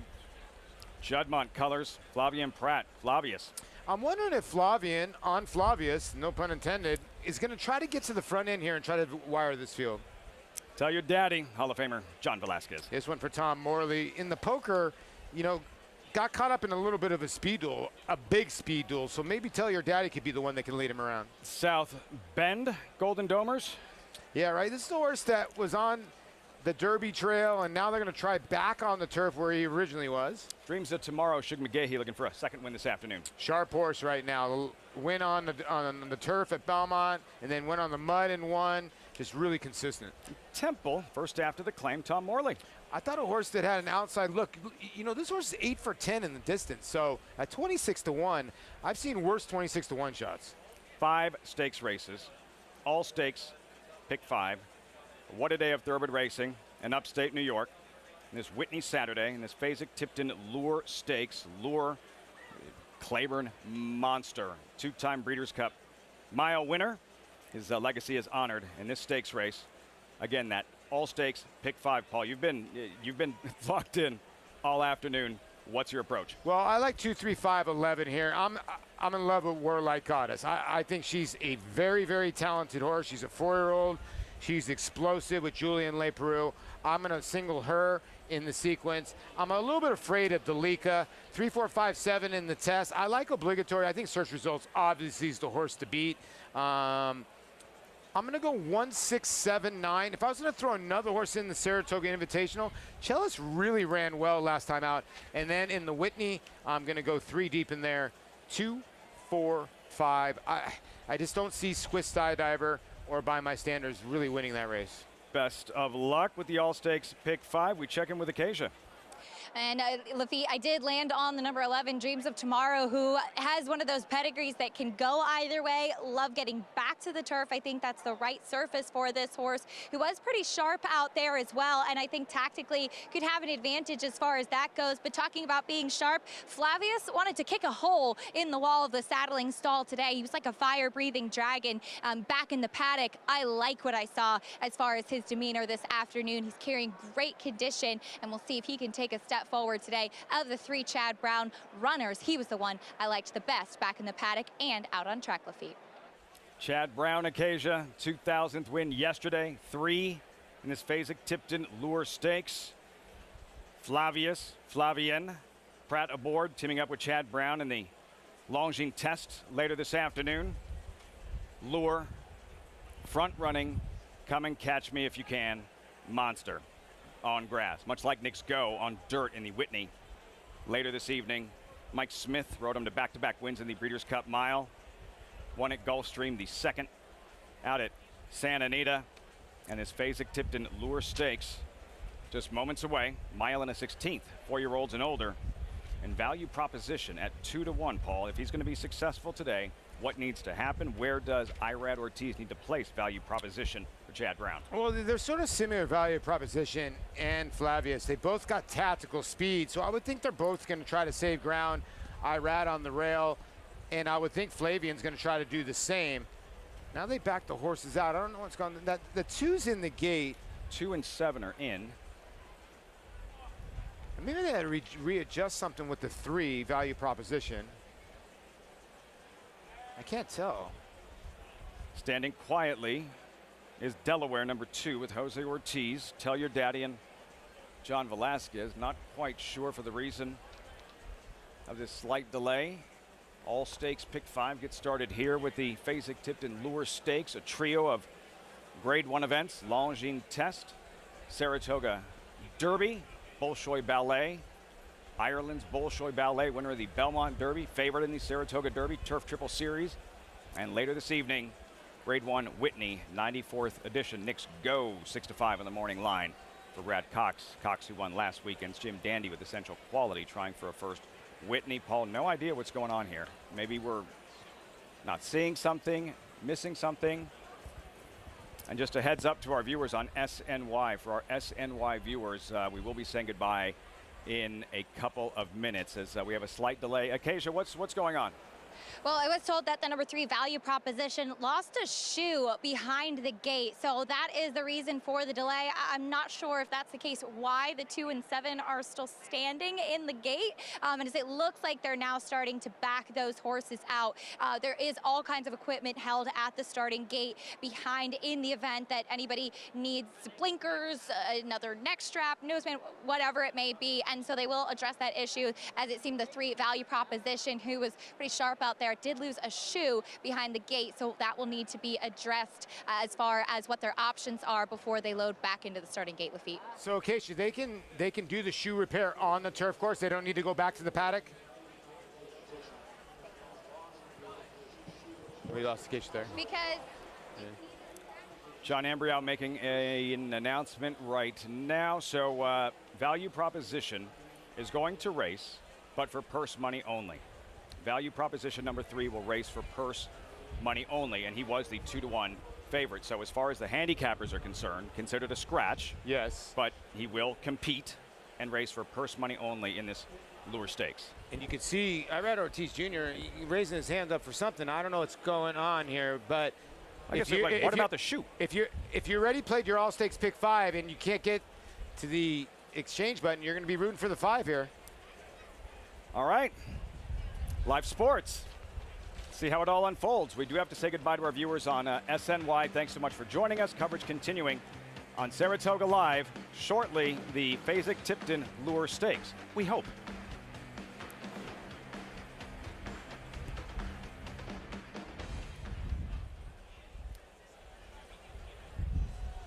You're looking live at Irad Ortiz on value proposition. This is Saratoga Live on Whitney Stakes Saturday.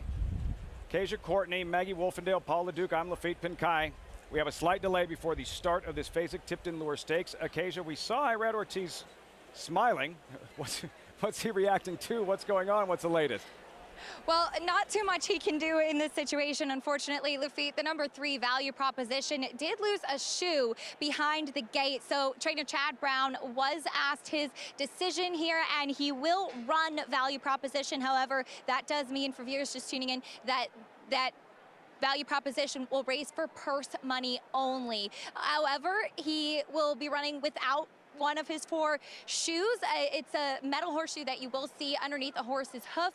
It's probably better that this is on the turf. You will see some trainers opt to run a horse very rarely without front shoes, or making decisions like that when training. Sometimes hind shoes are taken off. So it's not going to be something completely detrimental to value proposition, but is something to keep in mind, as he did lose a shoe behind a gate, and that was the reason for today's delay.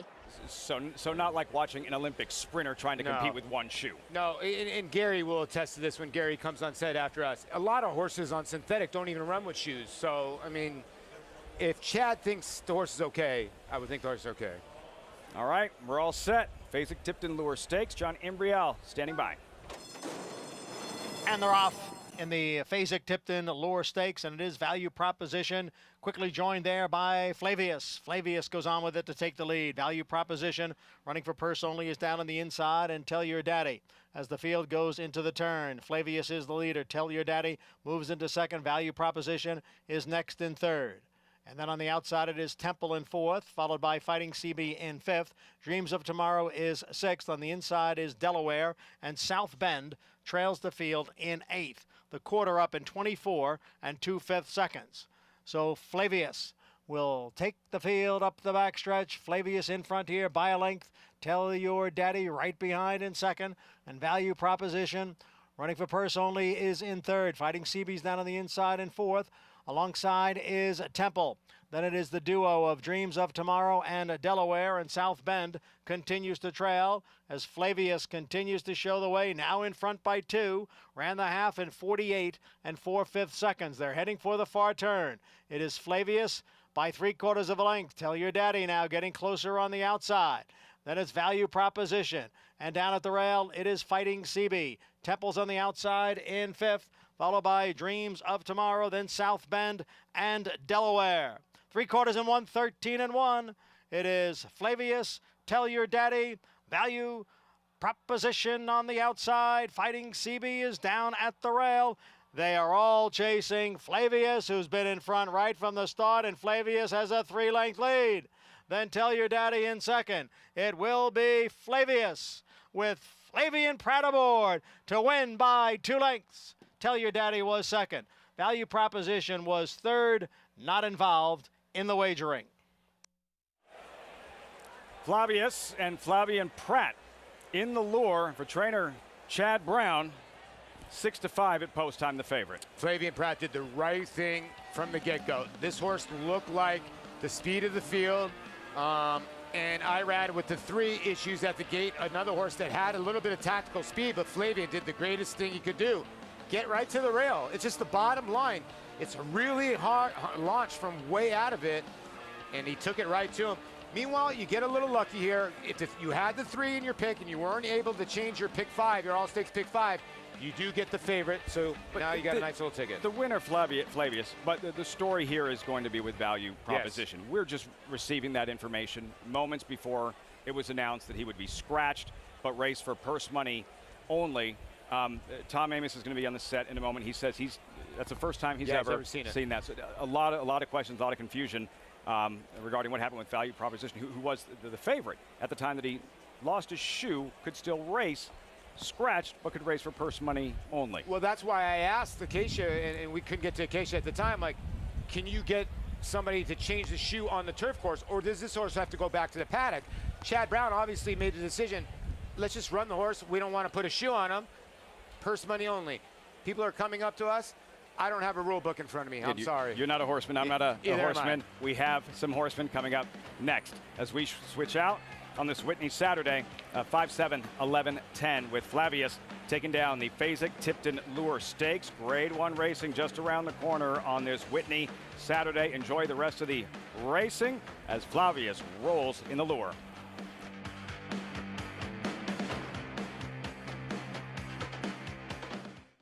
Tapit. His dominant reign as America's top stallion will leave an indelible mark on the breed, forging a legacy that will last forever. His impeccable resume includes a veritable roll call of champions.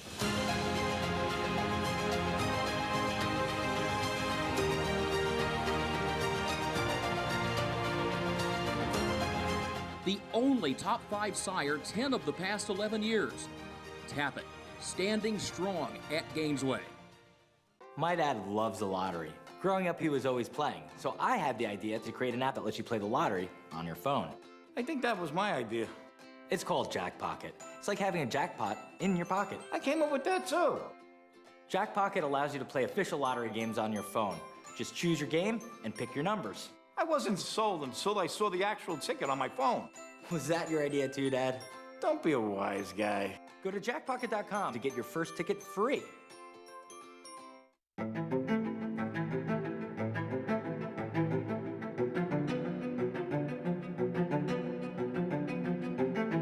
Come and get Army Mule, who's pulling away by 5 and finishing fast.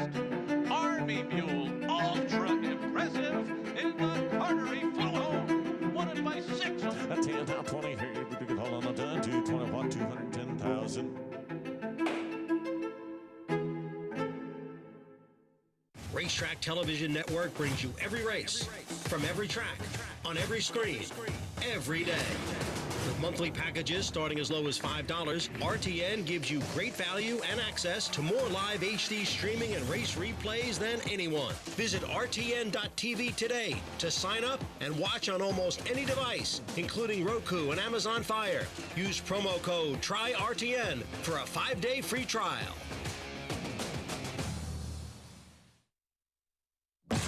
Before a moment of victory, there are the hours before post time. Months of training and years of work. Before triumph comes trust. Before success, belief. Before we became a world-class stallion farm, we had world-class shareholders who understand that it can take years to create a moment, but that some moments last forever. Considering horse ownership? Get off the bench and get in the game. We have one goal: make racehorse ownership a slam dunk. It's Maxim Rate close to home. Maxim Rate has won the game lead. A terrific finish in the Woody Stevens that goes to drain the clock by a head. Slam dunk racing. Come win with us.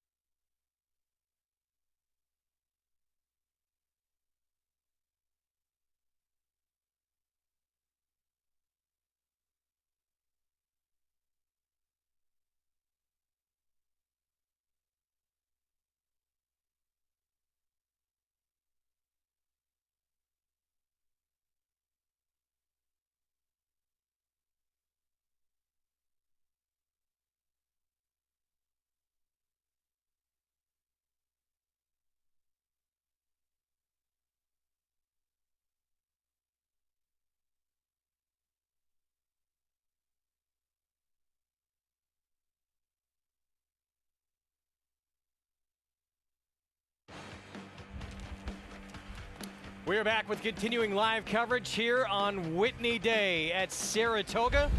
Our program presented by NyraBets, where you can play all the action all summer long and beyond. Go to nyrabets.com or download that NyraBets app to get involved. Hello, everybody. Greg Wolf, Hall of Famer Gary Stevens, who won 3 Whitneys in his racing career. One of the top trainers in the country, Tom Amoss. A very special day, of course, Whitney Day. And today a race with an all-star cast that the outcome will determine the leader of this division. We'll get to that in a moment. Let's wrap up what just happened in the race that was just brought on by the previous crew back in race 6. Well, first of all, break right there, Gary, and that's, look, the favorite ends up winning the race, but there was a little bit of a mishap right before the start of the race in that the 3-horse Value Proposition lost a shoe before the race, and a decision had to be made whether to run or not. The decision by Nyra was to let the horse run, but not for purse money. He wasn't part of the betting. That doesn't sit well with me. I mean, I think it's the trainer and the connection's decision to run a horse in a spot up to a point. But when the betting opens up, then that decision of whether that horse runs or doesn't run, it belongs to the public that's betting on the horses as well. And I don't think they took that into account. I think that's disappointment. I know there were some disgruntled bettors that came up to the set here just to us prior to come up. So maybe Keisha can get us some word from Chad Brown what exactly happened there. Yeah, Keisha standing by with a man who collected his 2000th winner yesterday, and now onwards and upwards from there. That's right, Greg. Allie, adding to that tally as Chad joins me here. Chad, let's start with Value Proposition, as we did hear what happened behind the gate, losing a shoe. Can you give us a little bit more insight on what happened there? Yeah, apparently when he stepped onto the turf course, just as he was getting ready to load from the gate, he took a sidestep and popped the shoe right off. So, you know, we decided to run the horse anyway. He ran a nice third there. It's unfortunate what happened, but that's racing sometimes. Was there any question in your mind when that happened to run or not to run? You know, the stewards called me from up there, and I said, you know, ask the jockey, you know, and my view was we're fine to run for purse money only. I've had plenty of winners step out of this winner's circle with 3 shoes on sometimes. You don't realize it till they're back here. So I know that they're capable of winning, and Irad was happy to ride the horse, and he rode a good race, and he ran a good race in third, but just an unlucky situation. One of your other horses in the race, though, Flavius, the winner, an aggressive ride today and really seemed to pay off. It really did. You know, Flavian and I talked about, he's ridden the horse once before, and he looked like he was primed to win out there in California one time, and he was a little one pace down the lane. So we said, hey, if he goes to the lead, he doesn't have the best turn of foot, but if he can get to the lead and get his high cruise speed going and click along 12s, maybe he can wire him, and he did. That horse was like a fire-breathing dragon today. He's a tough boy around the barn now. He's got a full screen, and he lets everyone know you're there when he walks in. But I'll tell you, he's all business on the racetrack, and he's a typical Juddmonte bred horse. Of course, a beautiful, you know, sound, classy horse. And I'm just so pleased that they've been so patient with him, which I appreciate, and we finally were able to get him back on track today. I have to ask you, as we do have the test coming up shortly, search results, she ran so well last time out, but getting a little bit less ground today. You think that'll suit her? It should. I don't mind a cut back. You know, she broke her maiden sprinting. She seems like a pretty versatile horse, anywhere from probably 7 to 1 1/8. Maybe the one concern is she's carrying top weight. I mean, and she's giving weight to everybody in the race. You know, that price you pay for winning a Grade 1. So we'll have to see how she handles that. But as far as how she's training and how she'll handle 7/8, I'm not too worried about that. Chad, thanks for your time. Best of luck. Congratulations here. Thank you. And as Chad mentioned, he said several horses come back here with missing a shoe. You think back a couple years ago, Greg, to the likes of Gunrunner, who won here at Saratoga with a horseshoe stuck in his tail. Yeah, we had plenty of coverage of that. I don't think he needed any shoes on that day. He was 3 to 5 in that race, and he looked like it when he won that race. Yeah, I've had plenty of horses blow shoes during the race. You don't realize it until some jockey comes back and says, hey, that horseshoe missed my head by about this far. And you say, what are you talking about? Oh, your horse blew a shoe at the half-mile pole, and you wind up in the winner's circle. So it does happen. Whitney, sensational field lining up this afternoon. So many great storylines and subplots within this race. Of course, the Queen, the filly who won the Preakness and beat the boys last year, Swiss Skydiver. This was not the spot Connections wanted to return in, but due to arriving at Saratoga with the barn under quarantine, they had to pass on the Chuvy, and now going to take on this incredibly difficult position against 4 of the top older males in the country. Yeah, and I mean, look, Swiss Skydiver, morning line 6 to 1. The last time she's been any kind of long shot, right here in the Preakness, 11 to 1, and she takes it to the boys, shows her determination. Swiss Skydiver rarely disappoints. And you know this race, it's wide open, only 5 horses, but it's deep.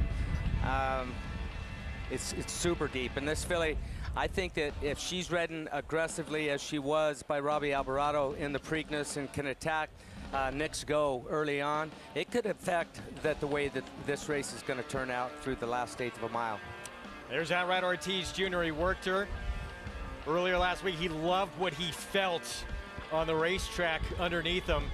Kenny McPeek, his team, says she is ready to go. She's been ready to go for a while, and it's been a frustrating season for them as well, with a lot of stops and starts. Meanwhile, Steve Asmussen, moments ago, becoming the all-time winningest trainer in North American history, stands alone, 9,446 wins, passing that time with Dale Baird with stellar tap in the 5th here at Saratoga. What an incredible moment. What a career for the Hall of Famer. Yeah, and it was one with Ricardo Santana, his #1 rider for the stable for Winchell Thoroughbreds, and it was a tap-it, so everything fit the puzzle.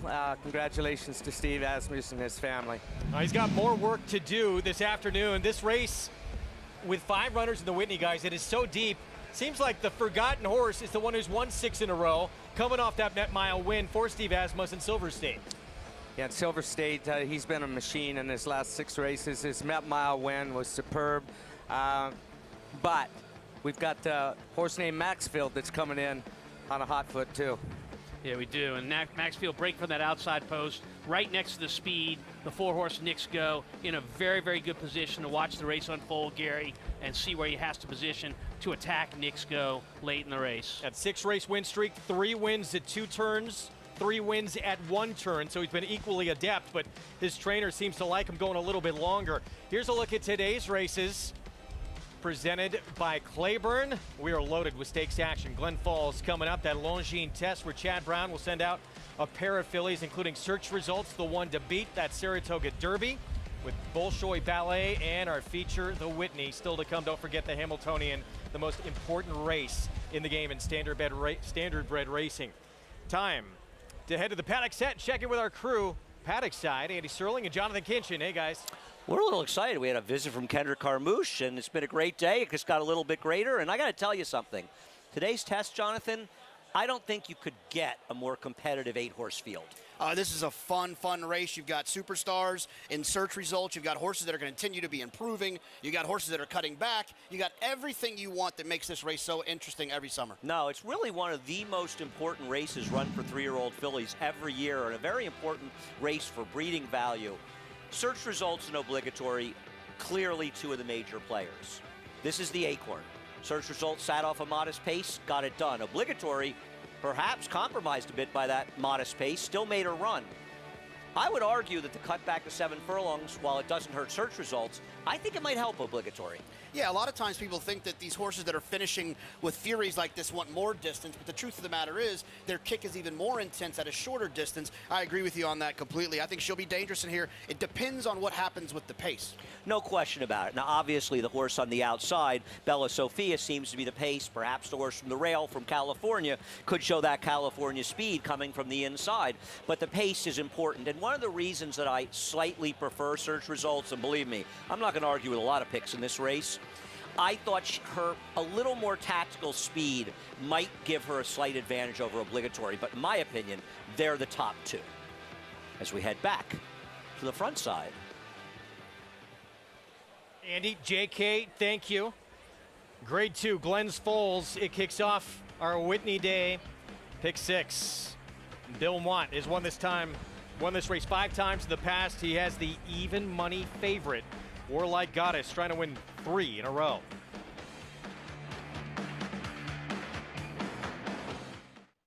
DeMarchelier offers breeders a rare opportunity as the only son of emerging sire of sires, Dubois, standing in Kentucky. His picture-perfect pedigree includes 9 Grade 1 winners under the first 3 dams. Dubois and his sons and grandsons at stud have established stars on both turf and dirt. Now his first foals have arrived. DeMarchelier, standing at Claiborne Farm.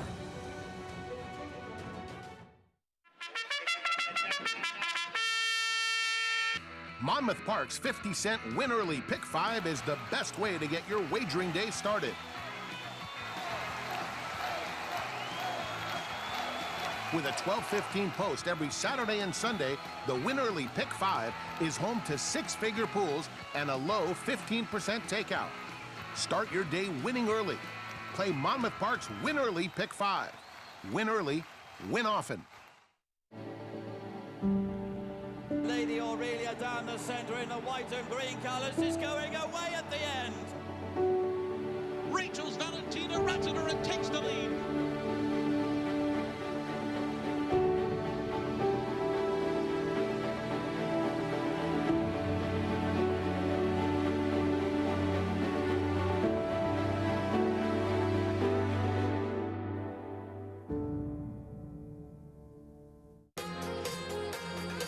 Looking for excitement?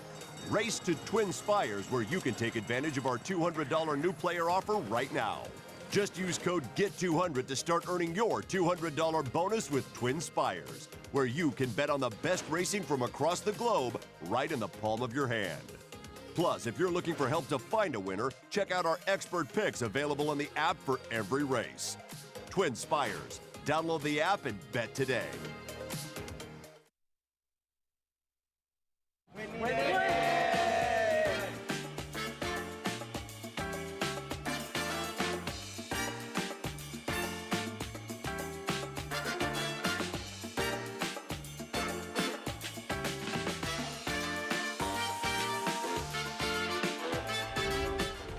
I couldn't help but look at that line driving to the racetrack here on Whitney Day. You cannot come to Saratoga and not have a tremendous time, and everyone seems to be having the time of their life here on Whitney Day, getting set for the Pick 6. Grade 2 Glens Falls coming up. Let's get a paddock report from Maggie Wolfendale. Excuse me, Duncan. And here in the paddock, we'll take a look at Warlike Goddess, who is coming into a Naira track for the first time. So my first time laying eyes on here for Bill Mott, who is looking for his 6th win in this Glens Falls. And she came in bouncing on her toes, feeling very good, very fresh. I like what I'm seeing from her, this daughter of English Channel. You know, sometimes they are a bit more on the unassuming side, but she's very elegantly put together. Yeah, she's a little bit smaller, but you can't deny her tremendous turn of foot that she had on full display in the Grade 3 Bewitch last time out at Keeneland. Looks as though Bill has her brought back to the races in fine fettle. But another horse coming off a bit of a break is number 4, Orglans, who will be the higher price of the Chad Brown horses here. But I'm noticing a positive difference in this mare. She's one that in the past has lacked a bit of a hind end. You know, she's had those peaked hindquarters, and that's what I noticed with her going back to the Grade 2, going back to last year. I actually wasn't in the paddock for the Sheep's Head Bay, but I love what I'm seeing today. Now, she has been working with her entry and stablemate in here, My Sister Nat. You know, 2 back, I thought she was going better in the breeze, and then last time I thought My Sister Nat was going a bit better. Both times we saw Orglans on the inside with My Sister Nat to the outside, and being on the inside sometimes in work is a bit tougher, but she has done very well in the interim. I like, you know, this distance obviously for her. She's the one who kind of caught my eye, and I wasn't expecting her to catch my eye when she walked into the paddock. But I think Delika has a big say in this race. When they have employed this mare's speed, she has been deadly, and she looks as though she can go out there and control. She is on her toes a bit, but not doing too much. I will keep an eye on her. Sometimes she gets a little over the bubble. You know, if she keeps boiling under the surface, fine. If she goes a little bit over, I get a little concerned, but physically looks absolutely stellar here for trainer Al Stahl Jr. Greg? Maggie, thank you. She's a fun story. Delika was here last summer. Tom, she was sprinting 5.5 furlongs on the turf in the Caress, and now she's going 1.5 miles as a major player. And she likes to use that speed, Greg, and she can use it in these marathon distances. It's what's been good for her. She's the one that's going to set the pace, 6 horse. She's got it all to herself. She's going to get what she wants on the front end. We've seen the turf today be very kind to front end horses. Post parade coming up momentarily. I want to remind everyone you can win up to $10,000 when you play the Saratoga and Del Mar Pick 6 on Sundays with Naira Bets. Bet the Pick 6 at Saratoga and the Pick 6 at Del Mar. If either ticket hits, you split a $4,000 bonus. If both your tickets hit, you split an additional $6,000. Go to NairaBets.com for promotion details. to opt in. Well, Tom talked about it, Gary. Delika, Miguel Mena, pace advantage in this spot. She opened up a huge lead a couple of starts back. She got run down. Yeah, she did. But today on this turf course, I think it's going to help her. She had a softer turf course the last time that she opened up like that and got nailed. And I think today it is playing two front runners' favor. And if he can get her to relax, get a breather down the backside. I mean, you don't want to take her out of her game by taking too much hold of her, but if she can get a breather down the backside, part way around that turn and kick clear, she's got 2 gears at the start and at the finish. Well, Bill Mott, the Hall of Famer, he campaigns this even money favorite, and he, as mentioned earlier, he's won this race 5 times before. He said, Tom, for this filly here, this is a big test to see if she's going to go on to races like the Breeders' Cup Filly and Mare Turf. Well, if you looked at her last race, the Bewitch, which was back in April, you're not going to find a horse win any easier than she did that day at about this distance going against these kinds of horses. So it'll be interesting to see if she's as impressive today as she has been. Coming down Champions Way as we get set for our pick 6 on Whitney Saturday. We start things off in our post parade with Christophe Clement's Call Me Love. Clement's won this race 4 times. A horse that's won her last 2 and has stepped up each time is going to have to step up again today. 12-1 on Temple City Terror, who ran down Delika 2 starts back. She has improved for the same trainer as Maxfield, Brendan Walsh. The problem is she has the same running style as the 2 horses she has to beat. Here's one of 2 for trainer Chad Brown at 9-1 Orglan. Yeah, this is the weaker half of the 2 Chad Brown runners. Here's My Sister Nat, who has experience on this course. She has a win here. Experience on this course, and I think she's going to get a little pace up front. My Sister Nat needs that for that deep close she makes. The one who should be controlling on the lead, Delika for Alstall. Absolutely. She has one way to play it. Can she wire him? And here's the even money favorite, Warlike Goddess, trying to put together 3 consecutive graded stakes wins. She puts her last race in, and they're all looking to run second in this spot. She exploded down the stretch and made fast work of her field. 12-1 outside on Luck Money with Javier Castellano. If you're looking for a long shot with a shot, I think it is Luck Money. This is a horse that favored last time, just got beat. Stepping up in class, I get it, but I think this horse is coming into form. She was the one trying to make up all that ground on Delika on that soft turf at Delaware. Top 3 finishers returning out of that R.G. Dick Memorial, that grade 3. That was won by Delika as we send it back to Andy and Jake Gay. Thanks, Greg. Well, more like Goddess. I think Jonathan and I both like her. We're among about 50% of the crowd that like her.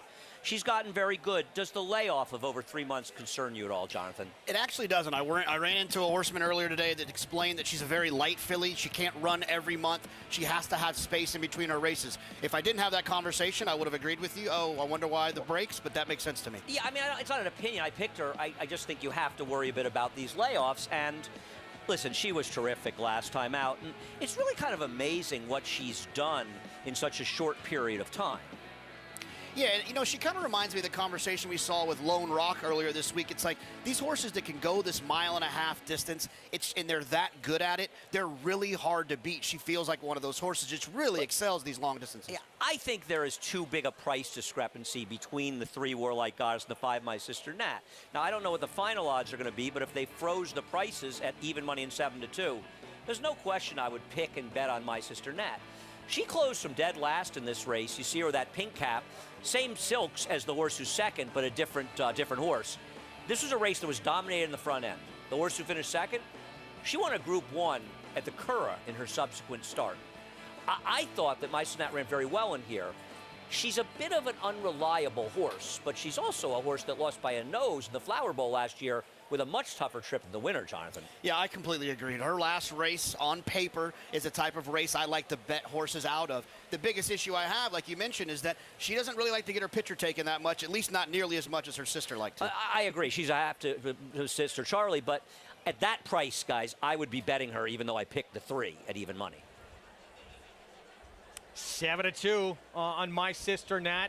Meanwhile, the other Chad Brown, the 4 Orglan, she just didn't show up last time at all. Chad Brown said she came out of that race a little bit sore, so he backed off a bit. And he said now she's actually moving very well, and he has her in a good place.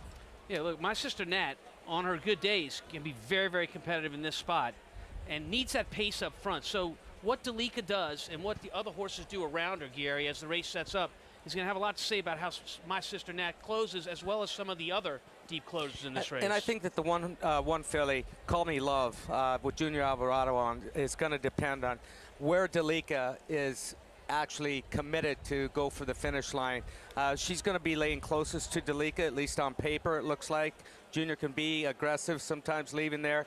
And a lot's going to depend on when he pulls the trigger to put the pressure on Delica and how they come home, or how Delica comes home the last 5/16 of a mile. Well, Tom, you talked about an outsider here that you thought had a shot at 14-1. That's Luck Money, who tried to run down Delica on that soft turf at Delaware. I just think this is a horse that's kind of coming into her own. You know, the distance to these marathon distances, and this is marathon distance by thoroughbred standards. She's starting to take to it very well. Her second to Delica, I thought, was very, very good at Delaware in the last. I realize we're stepping up in class here, but I think this is a horse that is moving forward. She's only a 4-year-old filly, and to me, at a price, 14-1 is worth a look. Today, third start of her 4-year-old campaign. She does have the look, and in just terms of numbers, she's run her first two starts back, that she is getting better and better now in her 4-year-old campaign. We'll see if she can continue to progress against this difficult group to kick off this pick 6. Let's check back in again with Maggie. Out here on Xandar, I can only hope that as the days go and I use him more progressively, that he chills out. I'm always forever hopeful. As we'll take a look at Orglans, and I'm glad, Greg, that you brought that up with Chad Brown saying that, because she just floated over the racetrack. Massive warm-up with Rod Ortiz Jr. up. And I know she has not displayed much foot early on in many of her races, but as forward as she was in the gallop, I would not be surprised if he does opt to keep her a little bit closer to the pace than normal. I like what I'm seeing from this filly, mare. That's a bit of a price here. She's really turned a corner, at least from my perspective. As we will check in with number 7, Luck Money.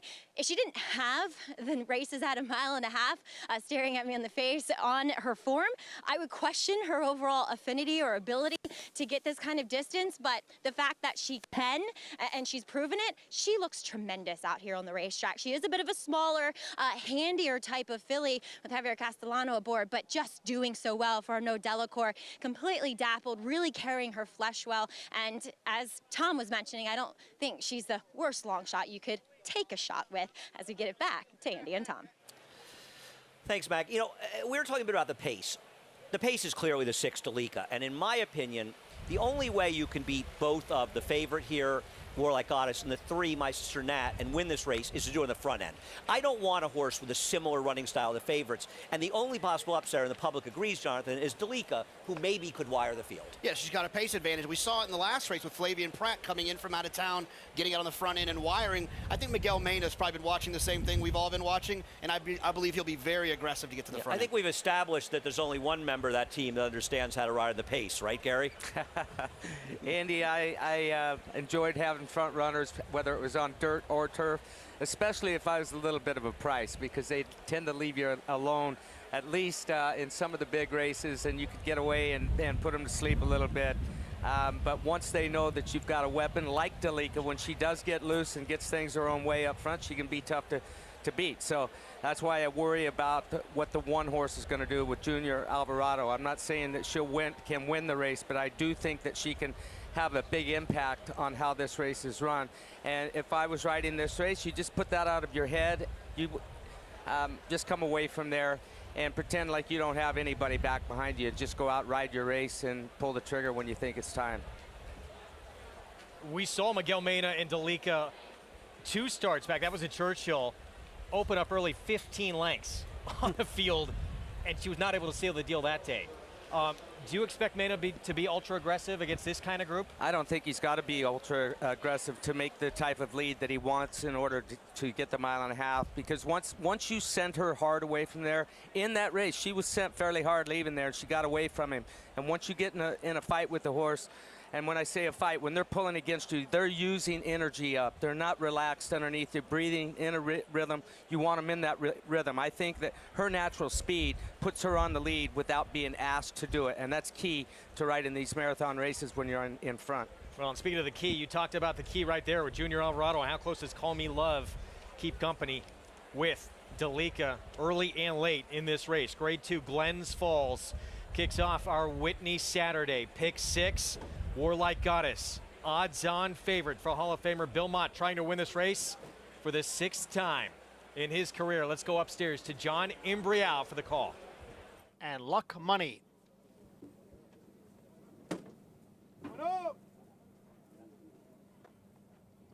There in the gate.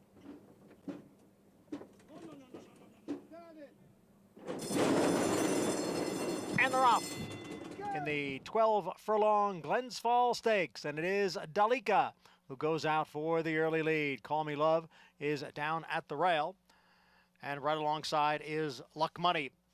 Then it's a little more than a length to Orgland, who is running in 4th. My Sister Nat is alongside and in 5th. And then it is Warlike Goddess and Temple City Terror as they race around the far turn for the first time. And Dalika has stepped away here to lead by 5 lengths. Call Me Love at the rail, and alongside is Luck Money. They are right together, 2nd and 3rd in the opening quarter mile in 24 and 4/5 seconds. So it is Dalika, the leader here. Call Me Love, Luck Money, they remain heads apart, 2nd and 3rd. It's another 3 lengths back to Orgland, who's running in 4th. Alongside is My Sister Nat. Then comes Temple City Terror and the favorite Warlike Goddess. 1 lap remaining with Dalika showing the way here by a half dozen lengths. Ran the opening half mile in 49 seconds, and now they're going into the clubhouse turn. It is Dalika, the leader. Luck Money on the outside, down at the rail, it's Call Me Love. Then a break of another 4.5 lengths back to Orgland, who's in 4th. On the outside, My Sister Nat. Then Temple City Terror, and Warlike Goddess is still the trailer in 7th. So positions unchanged after 3 quarters in 1:13 and 4. Dalika leads here by 7 lengths. Call Me Love is 2nd by a head. Luck Money on the outside is in 3rd. And then it's a break of 3 to Orgland. 2 more to My Sister Nat, followed by Temple City Terror and Warlike Goddess. The field is approaching the far turn, and now they're getting closer to Dalika. Dalika still in front. The lead's 2.5 lengths. Call Me Love and Luck Money right together, 2nd and 3rd. And then it's Orgland in 4th. Temple City Terror down at the rail. Alongside is My Sister Nat, who begins to pick it up. And the trailer is Warlike Goddess, who now starts to move on the extreme outside. Now they have caught and they have passed Dalika. Down at the rail, it is Call Me Love. On the outside, it is Luck Money, along with My Sister Nat. And here is Warlike Goddess. Warlike Goddess now storms to the front. Warlike Goddess with a last to first move, and she's on her way to victory in this Glens Falls Stakes. Won it by almost 4 lengths at the end. My Sister Nat was 2nd. Temple City Terror finished 3rd. 3 consecutive graded stakes wins for the filly by English Channel Warlike Goddess. That was impressive. It was very impressive. It was just as impressive as she was in her last start, the Bewitched, back in April the 23rd. This affiliate is relishing this distance and saving this big burst at the end. You just got to love it when a horse can just visually impress you with how quickly her turn of foot is. And man, oh man, does Warlike Goddess the 3 have a turn of foot. Yeah, and Julian Leperoux never even gave her any encouraging until he was inside of the 3/16 of a mile left to run in the race. And this turned into a flat-out sprint for the last quarter of a mile. Fun to watch. 4-5 on the impressive winner, and there's the Hall of Famer Bill Mott.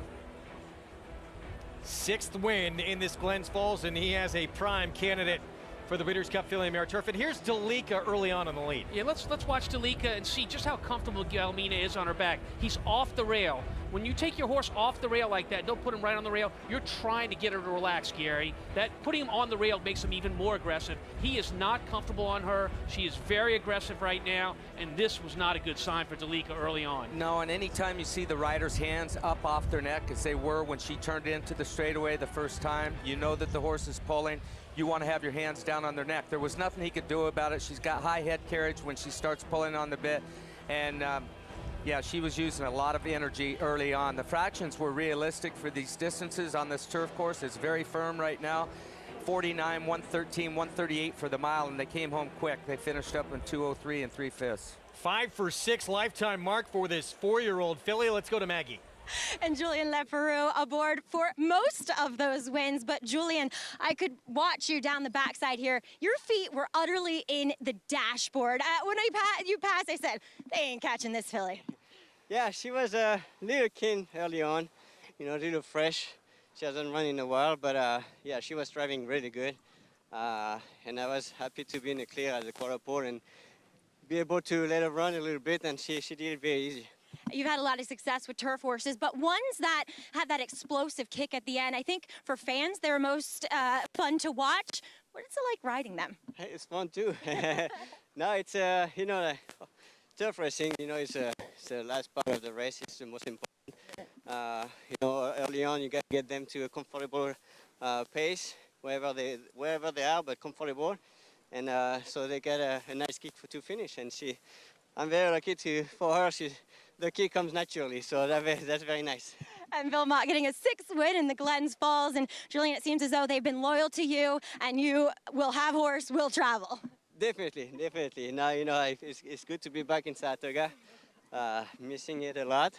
But glad to be here and win the race for sure. Well, congrats, Julien. Live it up.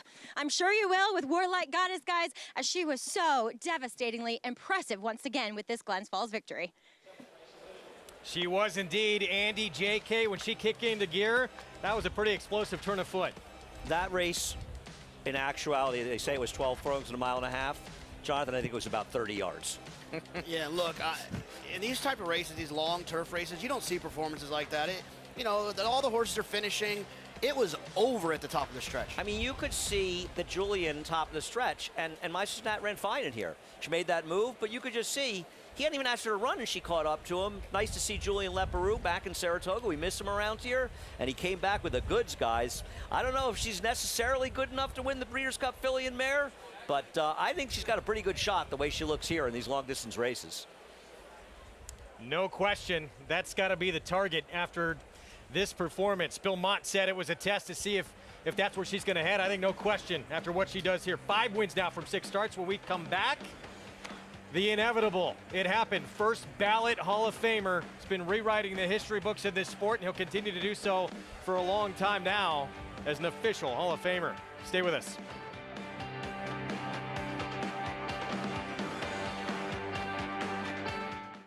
Following C and Happy Soul faced winners for the first time to kick off Belmont Stakes Week. Following C was in cruise control throughout and galloped home 6.5 lengths in front, scoring an amazing 100 Beyer speed figure. Happy Soul, who recorded the highest Beyer speed figure for a 2-year-old filly when breaking her maiden in May, came back and strolled by 11.5 lengths in the Astoria. Seeing is believing. 2 Run Happies, 2 freakish romps at Belmont Park by a combined 18 lengths. Run Happy standing in stall 1 at Claiborne Farm. No sport in the world brings the wins home like racing. It's one-of-a-kind, high-speed, high-stakes action, and Naira Bets takes you there. Place your bets and watch the races live from anywhere. With Naira Bets, make easy, secure deposits and promotions every day to earn reward points or cash. Download the Naira Bets app or visit nairabets.com.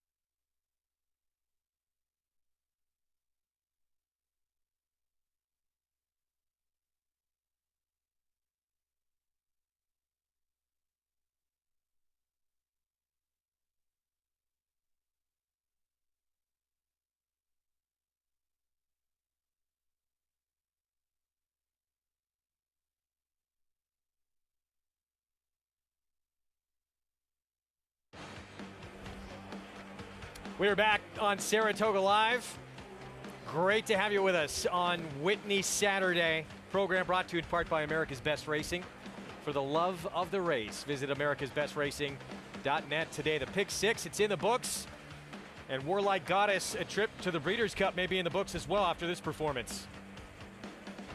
I'll tell you what, running on this turf course the way she did today and at Del Mar is always firm and fast. She's going to love that turf course, and I would have to think that they're seriously, that's the end of the year goal for her. And it's not a one-off. I mean, at Keeneland, this is exactly how she ran.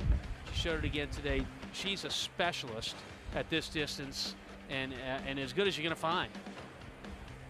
$3.70 for the odds-on favorite, Warlike Goddess. Let's go to Acacia. I'm pleased to be joined by winning trainer Bill Mott. And Bill, you've had quite success in this race as this is your 6th time winning the Glens Falls, but Warlike Goddess just able to get back on track, and she did it so nicely today. Right. We freshened her up a little bit, looking at the working backwards from the Breeders' Cup, hoping that she would be good enough.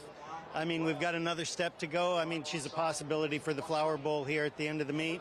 But, it was good to see a good performance today and justify our feelings about her. Julian said she was a little bit fresh, but she really channeled that on track. And I remember seeing her at the start of the year a little bit nervous. She really seems like she's matured, though.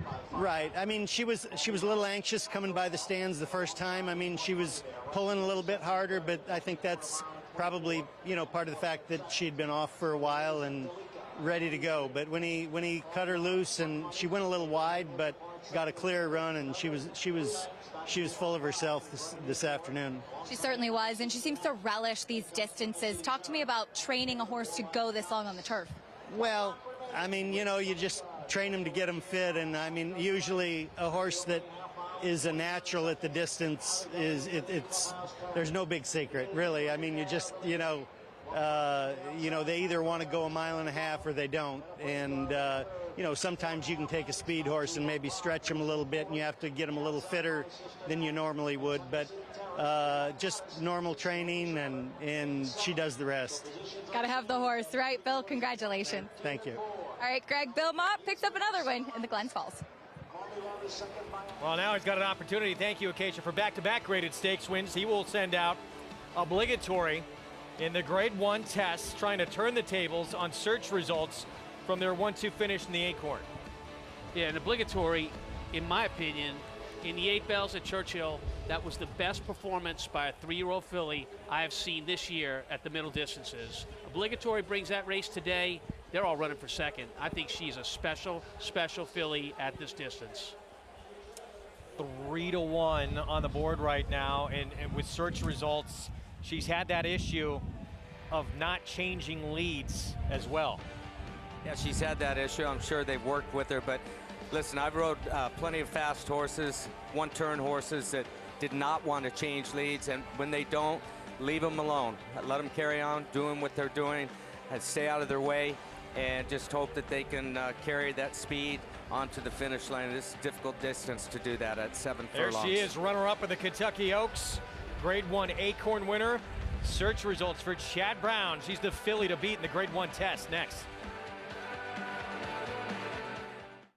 Catholic Boy, one of only 3 American 3-year-old colts in history to win Grade 1s on both dirt and turf, including the immortal Secretariat.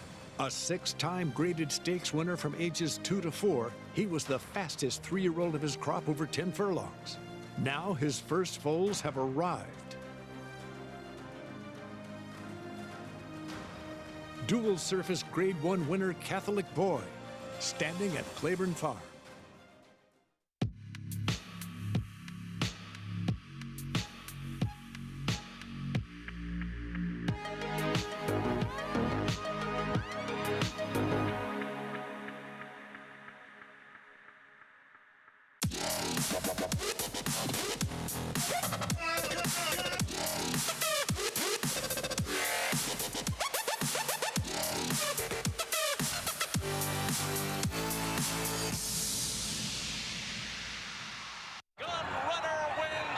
Horse of the Year, Gun Runner by Candy Ryan. a 6-time Grade 1 winner by a combined 30 lengths with career earnings over $15 million, is the sire of Echo Zulu, who ran the fastest 2-year-old filly buyer of the year. Echo Zulu is one of 9 first crop winners, the leading freshman sire, as well as the leading sire of 2-year-olds. Racetrack Television Network brings you every race, from every track, on every screen, every day.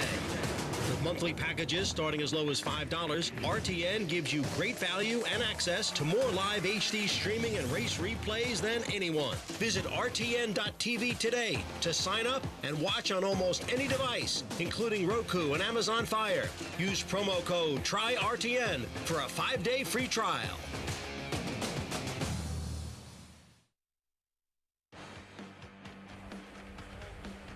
We're back on Saratoga Live, program brought to you in part by legendary Claiborne Farm.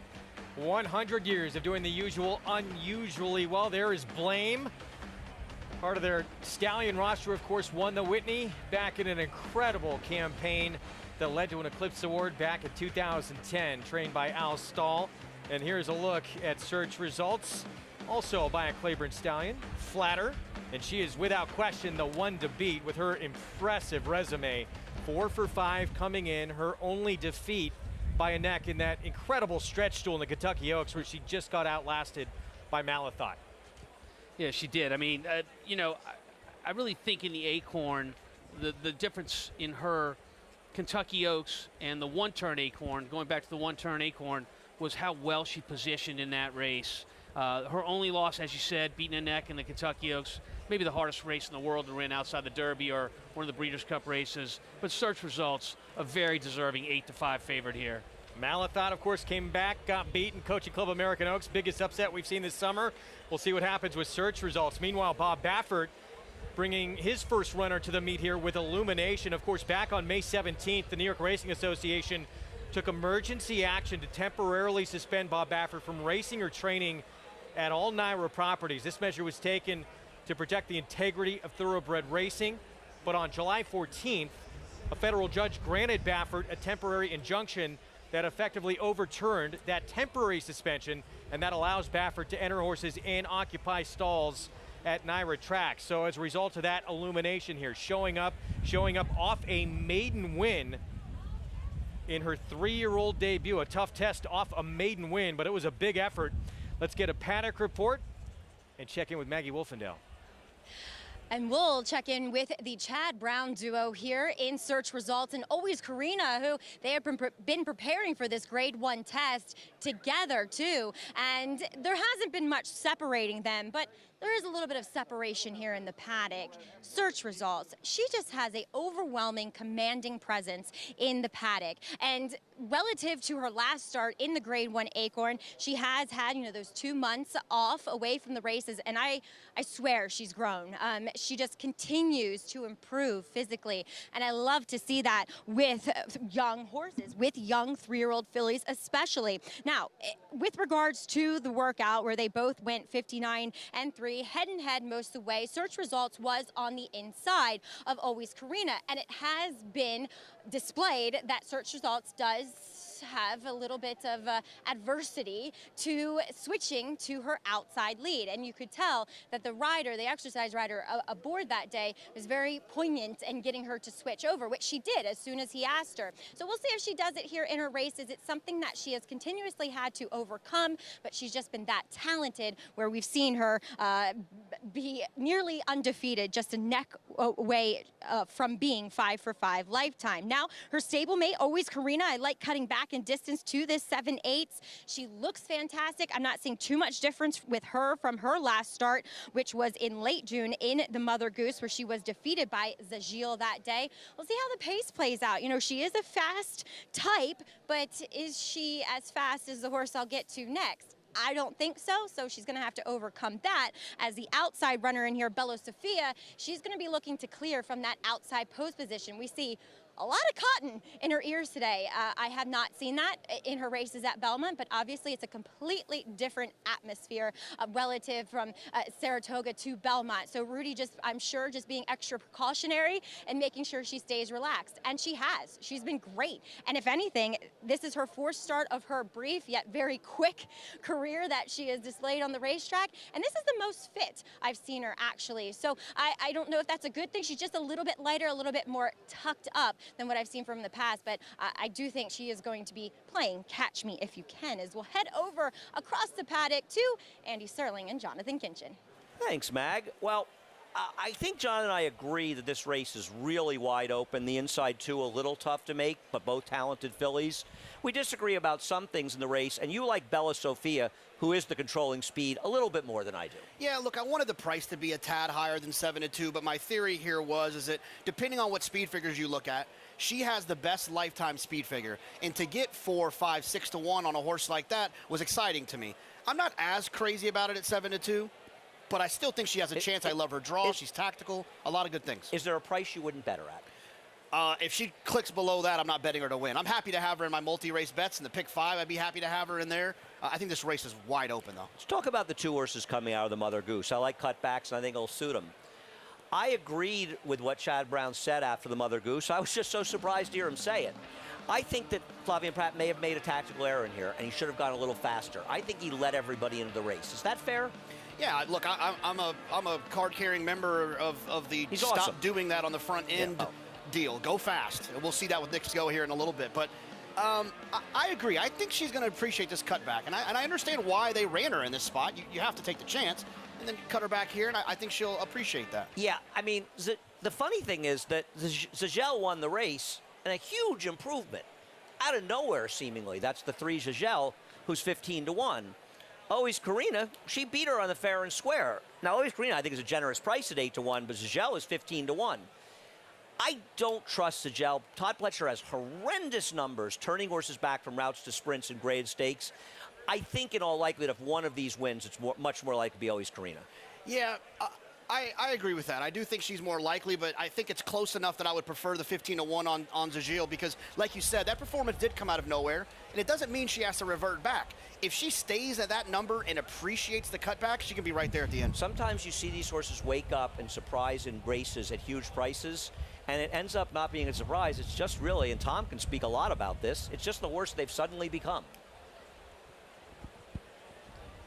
Yeah, I think Andy's got to make some very good point there. I mean, these horses are still developing, too. These are 3-year-old fillies. It's midsummer. Hey, Terrence, if you care, start John's to see the changes that happen with them the last half of the year as they get ready for the Breeders' Cup Sprint, going 7/8 the same distance. And listen, guys, I think there's a little bit of a tactical change in this race since Zagel has drawn down inside of Always Karina today, whereas in the Mother Goose, Zagel was able to set a great trip just outside of Always Karina, just sort of hounding her the whole way. And I know as a rider, sometimes you shouldn't, but you do in the back of your mind. Look, I'm getting an extra 1/16 of a mile today. I'm going to have to be conservative early on, and I think that's what Flavien did in the Mother Goose. But you shift the post positions now, Always Karina outside of Zagel. Zagel may, I don't know, she's going to have to repeat that last performance for me in order for her to get the money today. Well, she won at 18 to 1 that day in the Mother Goose.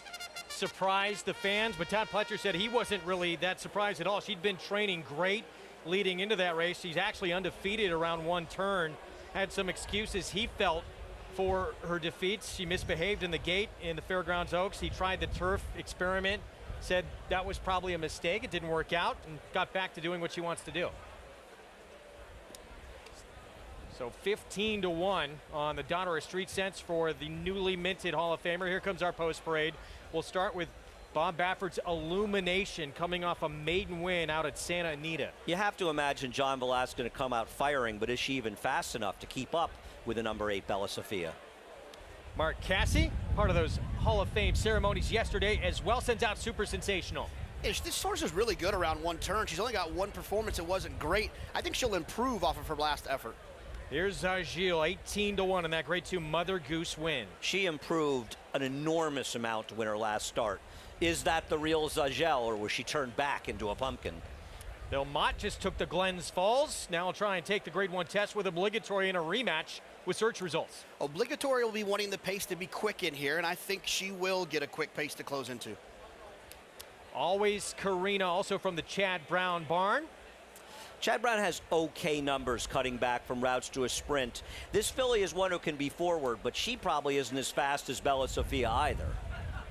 Make Mischief at 26-1, Mark Cassidy barn. Yeah, this is the horse I thought probably had the least likely chance to win this race out of all of them. But she's got a couple of performances that are okay. Here's the one to beat. Runner-up at the Kentucky Oaks and Grade 1 Acorn winners. Search results. She has enough tactical speed to be in a good stalking spot, so won't be compromised if the pace isn't fast, and she can sit back and make that run. She's the one to beat, but 8-5 is an awfully short price in this race. And Bella Sophia, that was a big number she put up in that win last out at Belmont. I am a believer in speed figures. It's the thing I trust the most in this game. She has the fastest ones. She's drawn well outside. Let's see if she can live up to the speed figure. Pick 5. Up and over $650,000 for this Longines test. Let's go to Acacia. And pleased to be joined by trainer Rudy Rodriguez, who does have Bella Sophia. Rudy, she is very fast. On the outside, going 7 furlongs. Is it just jump off and go with her? You know, Acacia, I just want to let Luis do his job. I do my job, bring it here, and thank God she come back nice and sound, so now it's up to him. She was so good last time out. We saw a lot of cotton in her ears in the paddock. Tell me about that choice to keep her calm before the race. You know, we schooled a couple days ago, and she was a little anxious, so bringing with the cotton in the ears, she looked like a little more zero, but then you see after we took her out, she kind of bounced around, but she's coming to the race in very good shape. We just hope for the best and try to get lucky. You seem excited. I mean, what does it feel like to be part of this Grade 1 test on Whitney Day? You know, it's very, very special because we don't have that kind of horses, so to run in this kind of race is tough. I finished store a few years back with Agave Kids. Hopefully we can turn the table today. Rudy, thanks for your time. Good luck. Thank you, guys. Good luck. Rudy Rodriguez with Bella Sophia. She will be quick, I'm sure, from the outside under Luis Zayas, Greg. All right, Acacia, thank you. Tom, you were in this race a couple of years ago. This race has produced just some incredible battles, and that was one of them with Kofefe and Serengeti Empress. And they talk about it as a broodmare making race. In other words, if you can win this Grade 1 test at 7/8, it really puts you on the map as a special, special filly once you leave the racetrack and become a mama of other horses. But yeah, I won't forget that day. Serengeti Empress gave Kofefe all she could handle. Maybe I wasn't on the best part of the track that day. I'd like to think I wasn't, but two really, really good horses battling to the wire. There's Rudy Rodriguez's runner. Meanwhile, Chad Brown, we know search results. She's the one to beat. Chad talked about his other filly, always Karina. He said the two of them, they've been training and together. It's been hard to separate the two of them in the morning. So, look, in the mornings when you can't separate them, that's a good sign. But in the afternoons, it's game on, and these horses become the competitors they're going to be. You're watching her right through here. I thought she did better positioning in this particular race when she won the Acorn. And although she's going to finish on her left lead, Gary, you know, I'm like you. I mean, Alidar never switched leads. He was a great horse. I'm okay with whatever lead she's on. She's running. She is running, and you can see that Javier, he tried to make her switch. Well, that wasn't Javier, excuse me. It was Flavien had tried to make her switch, and she did not. Excuse me, it was Javier. Didn't switch, left her alone, just went on about his business, and that's the best thing you can do. If you try them once and they don't switch, there's generally a reason, because they're more comfortable at that point of the race. They're tiring a little bit. They don't have the energy to go ahead and swap over to get that extra little boost, so you just leave them alone. Tom, way to bring up a former Whitney winner. Well done. Here's a look at Obligatory. So Bill Mott, he's won this twice before, including back in 2000 with a great Dream Supreme for the late George Steinbrenner. Obligatory getting another chance at search results, guys. You know, it's interesting when you mentioned Dream Supreme. Someone will remember this. When Dream Supreme won the test, she came back a few weeks later and she beat the older fillies and mares in the Ballerina, which is an incredible achievement and something that Lady Secret actually did in 1985. I think she is the biggest threat to search results and find these horses to be extremely evenly matched. Yeah, and the thing about Obligatory and search results is both of them have a great shot of winning this race depending on how the pace is. The pace is not particularly quick, which I doubt that's going to be the case. I think it'll be at least honest. search results will be, it'll be a disadvantage for her. It will help out obligatory if the pace If is the pace is fast. Excuse me, if the pace is fast. I don't know if it's a disadvantage, but it's a bigger advantage Bigger for advantage for obligatory. So just, look, if you like obligatory, you scream faster, faster, faster the entire time. If you like search results, say slower, slower, slower. Yeah, we'll see. I just want to clear something up. Javier Castellano has ridden search results in a couple races, particularly rode her last time. But Irad Tweez is back aboard as he rode her in the Kentucky Oaks and the Gazelle. Irad, as someone will remember, got hurt right on Belmont Stakes weekend, so he wasn't able to ride search results, and that's why Javier had the mount. Now that he's healthy, of course, he gets the mount back.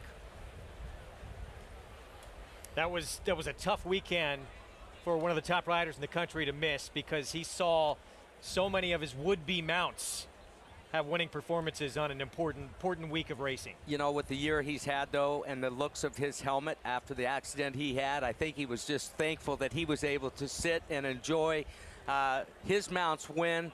It is tough when you're set on the sidelines, and it was horse after horse after horse all weekend long that kept winning. But he knew he was going to get a majority of them back, and here he sits today. Minute to post in the Longines test. Let's go back to Maggie. I want to talk about number 3, Zagil, who I thought had a legitimate shot. I did. I talked about her in the paddock at winning the Mother Goose, because returning to the dirt, which she is, she looked as though she would benefit from the fact that there was a lack of pace in there and that Joel Rosario would keep her forward. I gotta say, I don't understand the cutback. I think this is a filly that's gonna do her best running when she can sit up towards the front end, and I do not see that happening today. She looks great out here. She moved beautifully in the warm-up, but when I heard she was going in the test, had me scratching my head a bit. As we'll move on to number 8, Bella Sofia. As you heard Rudy Rodriguez talk about, that she has been a little bit headstrong in schooling, and they took the cotton out of her ears when they got to the racetrack. I don't know if I would have done that. She has been rambunctious out here, and it's a hot day, but she's definitely the hottest out here on track. And so for her to go on and get the 7/8 today, I question that, stretching out that extra furlong for the first time. And then there is number 1, Illumination, who does look slow, who's not faced this quality of horse, but physically, she matches up pretty darn good. She's very fit, coming in off a little bit of a break, like most of these that we see coming in off of the Acorn or what have you on Belmont Stakes Day. But she's a looker. Like I said, I don't know how she classes up if she has the talent, but physically, she does fit with the rest of these fillies. Greg. Maggie, thank you. No one talking about this filly right here. Mark Cassidy has a pair of fillies in the race. Super Sensational, who we're looking at for Live Oak Plantation, she ran a huge number in that victory ride at Belmont back on July 10th. Greg, I tell you, she runs back to that race. She is a serious player in here, and I'm not saying she's going to win, but she's 14-1. The worst in the rail's 8-1. I'd bet at even money. I'd bet a couple $100 she beats the 1, and I think she's a big overlay. Yeah, she got to work out a trip from the inside with a bunch of speed to her outside, but to your point, she did run well in the victory ride. She actually ran well in the 8 bells. She got into some trouble in there. Close to the pace. Exactly. I thought she ran well in there, and so basically all of her sprint races are good, and she's sprinting again today. Yeah, no, I mean, if there is a long shot to take a shot with, there's no question in my mind it's Super Sensational. Mark Cassidy having his Hall of Fame moment, long overdue, by the way. He was part of that 2020 class, and he had to wait because of what happened with COVID last year. There was no ceremony until this year, so he had about 15 months to write that speech. He's sent out this Super Sensational and the 6 Make Mischief as we again look at the favorite, and she has done little wrong. She's imposing here, search results. Oh, she is indeed. Beaten once in her life, and it was in the Kentucky Oaks, going further, 1 1/8 at this middle distance in these one-turn races. Search results has been very, very good. Pick 5 up and over $1 million on this very special Saturday afternoon, honoring a family that has meant so much to the sport of horse racing, but that bond has been even deeper here with this town and this track with the Whitney family. And we'll have the Whitney as our feature later today on an incredible Saturday of racing at this historic racetrack. And here's Illumination. John Velasquez teaming up with Bob Baffert here on the daughter of Medaglia d'Oro. You might say, wow, coming in off a maiden win into a Grade 1 test. Well, she was Grade 1 place in the second start of her career as a maiden. Yeah, she's got to be looking to clear from the rail, Gary. I mean, that's a tough position for Illumination to be in. She's got a lot of speed. I don't think she wants to be crowded. I don't think she wants a lot of dirt in her face. I think they send with the 1-horse Illumination. Chad Brown, he won this race in 2018 with separation of powers. Can he do it again? Let's go upstairs to John Imbrial. And they're off. Bella Sophia breaks well from the extreme outside and is out for the lead, quickly joined from the rail by Illumination. So it is Illumination and Bella Sophia. They are 1-2. And then it is Always Karina who is racing in third. Down on the inside is Super Sensational, followed on the outside by Search Results in fifth. Zagil is next in sixth. Make Mischief is in seventh. And the early trailer is Obligatory in eighth as the 3-year-old fillies move up the Saratoga backstretch after a quarter in 22 and 4/5 seconds. Illumination is the leader. Super Sensational running in second. Bella Sophia now ranging up on the outside, regains second. Super Sensational is next in third. Search Results and Always Karina right together, fourth and fifth. Then it is Zagil and a break of 2 lengths to the 2 trailers. Make Mischief and Obligatory.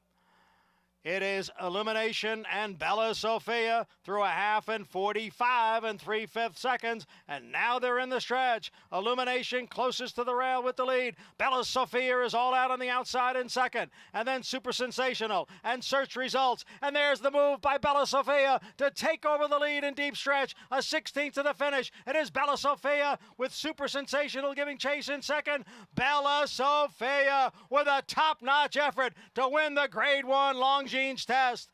Super Sensational was second. Search Results third. And the 7 furlongs, 1 minute, 21 and 2/5 seconds.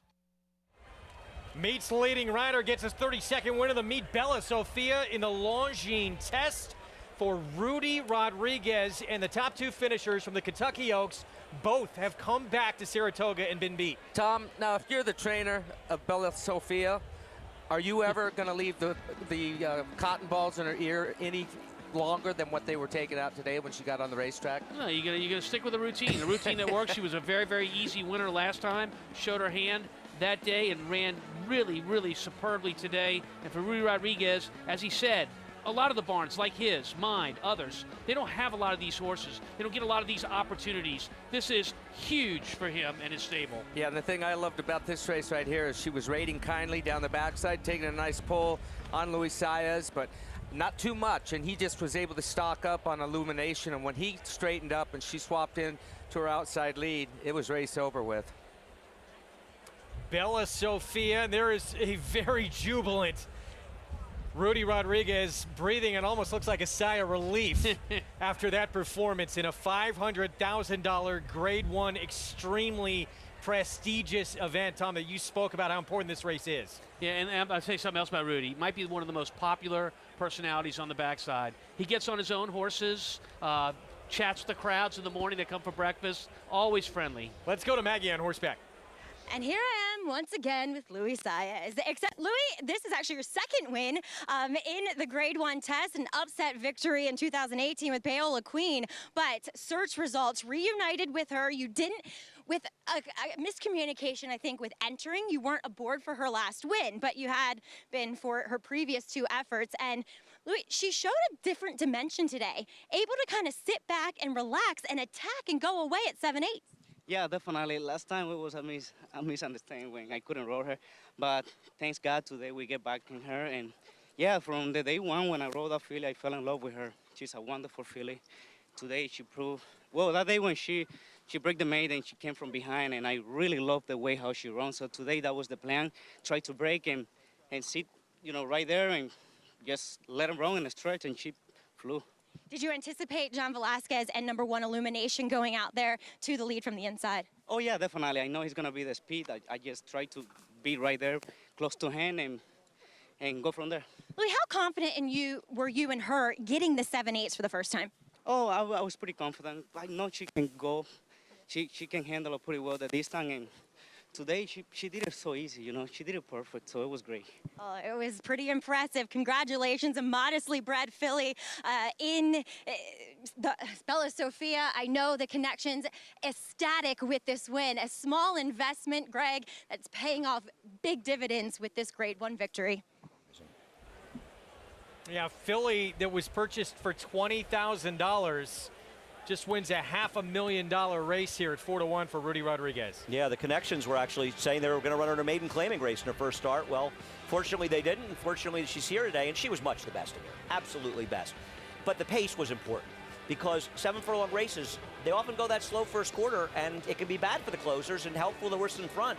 And she stalked a very moderate pace, and then the race sped up, and she was just too good for him. Yeah, I think the outside draw helped quite a bit as well. She could get in a really comfortable spot. And the other thing about it is this is just a reminder, and I know you're a big believer in this, so I'm not preaching to you, that speed figures matter in this game. And when horses run fast numbers, they're typically fast horses. And that's exactly how I found Bella Sofia. It was nothing else other than that. I just thought she was going to be fast, and she wasn't going to be the favorite. Well, but also, as you said, tactically, she was well placed. You said it before the race, and it played out that way. It's not just the numbers. Listen, the 2-horse Super Sensational ran very well. She had a fast figure coming in, ran back to a race. I don't think Search Results ran a race. She still ran third, but maybe she just wasn't good enough to beat these horses. Nice race. Great race by the winner. Bella Sofia came into this race off a first allowance level victory. Now she is a Grade 1 winner. One of the most prestigious races there is for 3-year-old fillies in the country. And there's the blanket of flowers as the spoils in the Longines test. Bella Sofia, the victory. We're going to take a break. We'll be back. A lot of Grade 1 action still to come, including the Saratoga Derby, and there is Bolshoi Ballet for Coolmore and Aidan O'Brien, winner of the Belmont Derby. We're looking to keep that turf triple dream alive, and of course it is Whitney Day still ahead. Maybe the top 2 older horses in the country. Knicks Go and his devastating speed, undefeated around 2 turns for Brad Cox. He's got to deal with Maxfield though, who is on a roll for Brendan Walsh. Stay with us.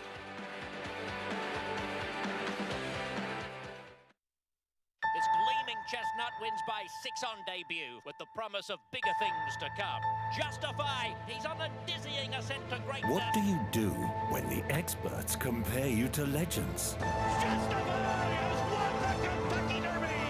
He's unstoppable. He won the Preakness. Justify is the 13th Triple Crown winner. You justify it. Prolumo is the all-natural, non-medicated, targeted therapy top horsemen choose to reduce bleeding caused by strenuous exercise. We use it for preventative, and also we start horses on it if after a race or after a workout they bleed. The success has been tremendous. Prolumo's active ingredient, Noto ginseng, has proven hemostatic properties. Consult your veterinarian prior to administering. Go natural. Visit Prolumo.com to order today.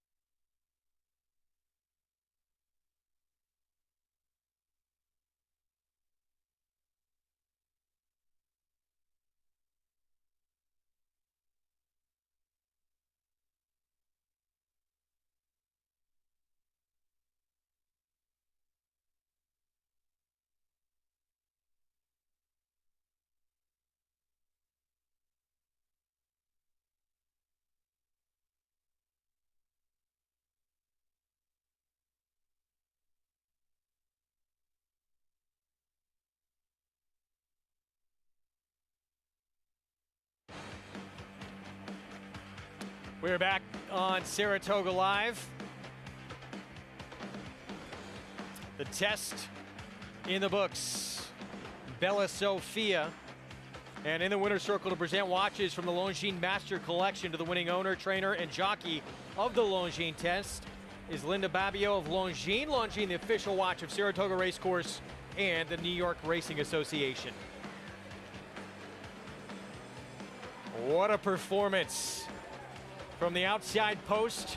The 8 filly, Bella Sophia, as Maggie talked about, not a big, expensive purchase, but now she's standing tall and she is worth a lot of money after this win. Yeah, and you saw Luis leave the starting gate with absolutely no encouragement at all in the early stages of that race, and he got her switched off, her natural speed, put her in the perfect spot.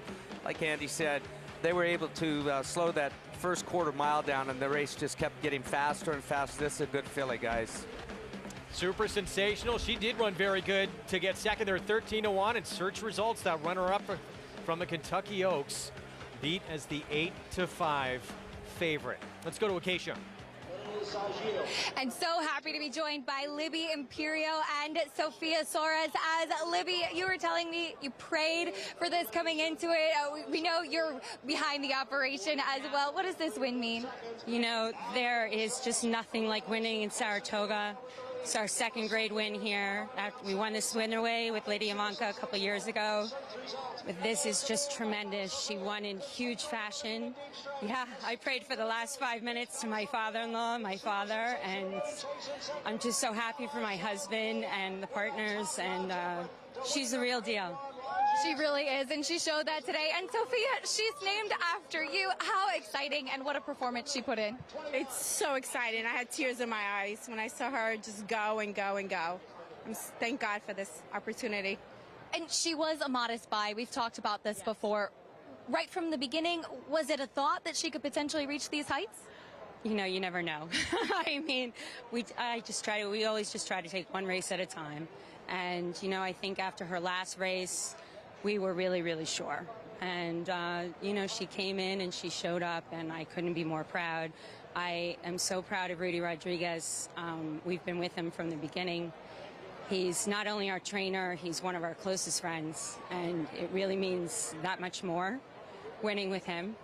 To our agent, Nick Salusto, for picking her out, tremendous. He's the best, and I'm sorry you couldn't be here with us, but we will be here with you tomorrow, so we'll just keep the party going. I love that. Ladies, congratulations. Thank you very much. Thank you. And you know what? My husband and I are going to make a donation with our earnings to the Belmont Child Care. Amazing, and that makes that win even more sweet. Thank you. And it's been a party here in the winner's circle, and it's also, Greg, we learned, now going to a great cause as well. Oh, that is very generous, and that's great to hear as we take a look at our All-Stakes Pick 5 follow-along to this point. Flavius, Warlike Goddess, sensational. Now a big, big effort in the test from Bella Sophia. A big effort by Bella Sophia, and I think a race that knocks out some players in this Pick 5. I mean, Bella Sophia was not, in my opinion, one of the top couple of choices you had to have on your ticket. So this makes it a very interesting payout at the end of the day. First of 3 grade 1s coming up here on Whitney Day. And next, it is going to be back on the grass, part of this Turf Triple Series. Saratoga Derby Invitational, and the Coolmore boys with Bolshoi Ballet, who was big coming to the States for Aidan O'Brien, taking the first leg of this Turf Triple Series, that grade 1 Belmont Derby. This race kicks off a cross-country Pick 5 that includes America's Trotting Classic, that second leg of the Trotting Triple Crown. Let's go to Anthony Stabile to see how he's going to play this. Big A, Anthony Stabile here, cross-country, cross-breed Pick 5 today.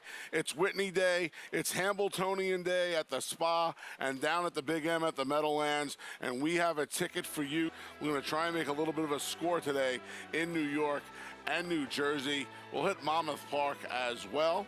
We'll take a look first off here in New York, the Saratoga Derby.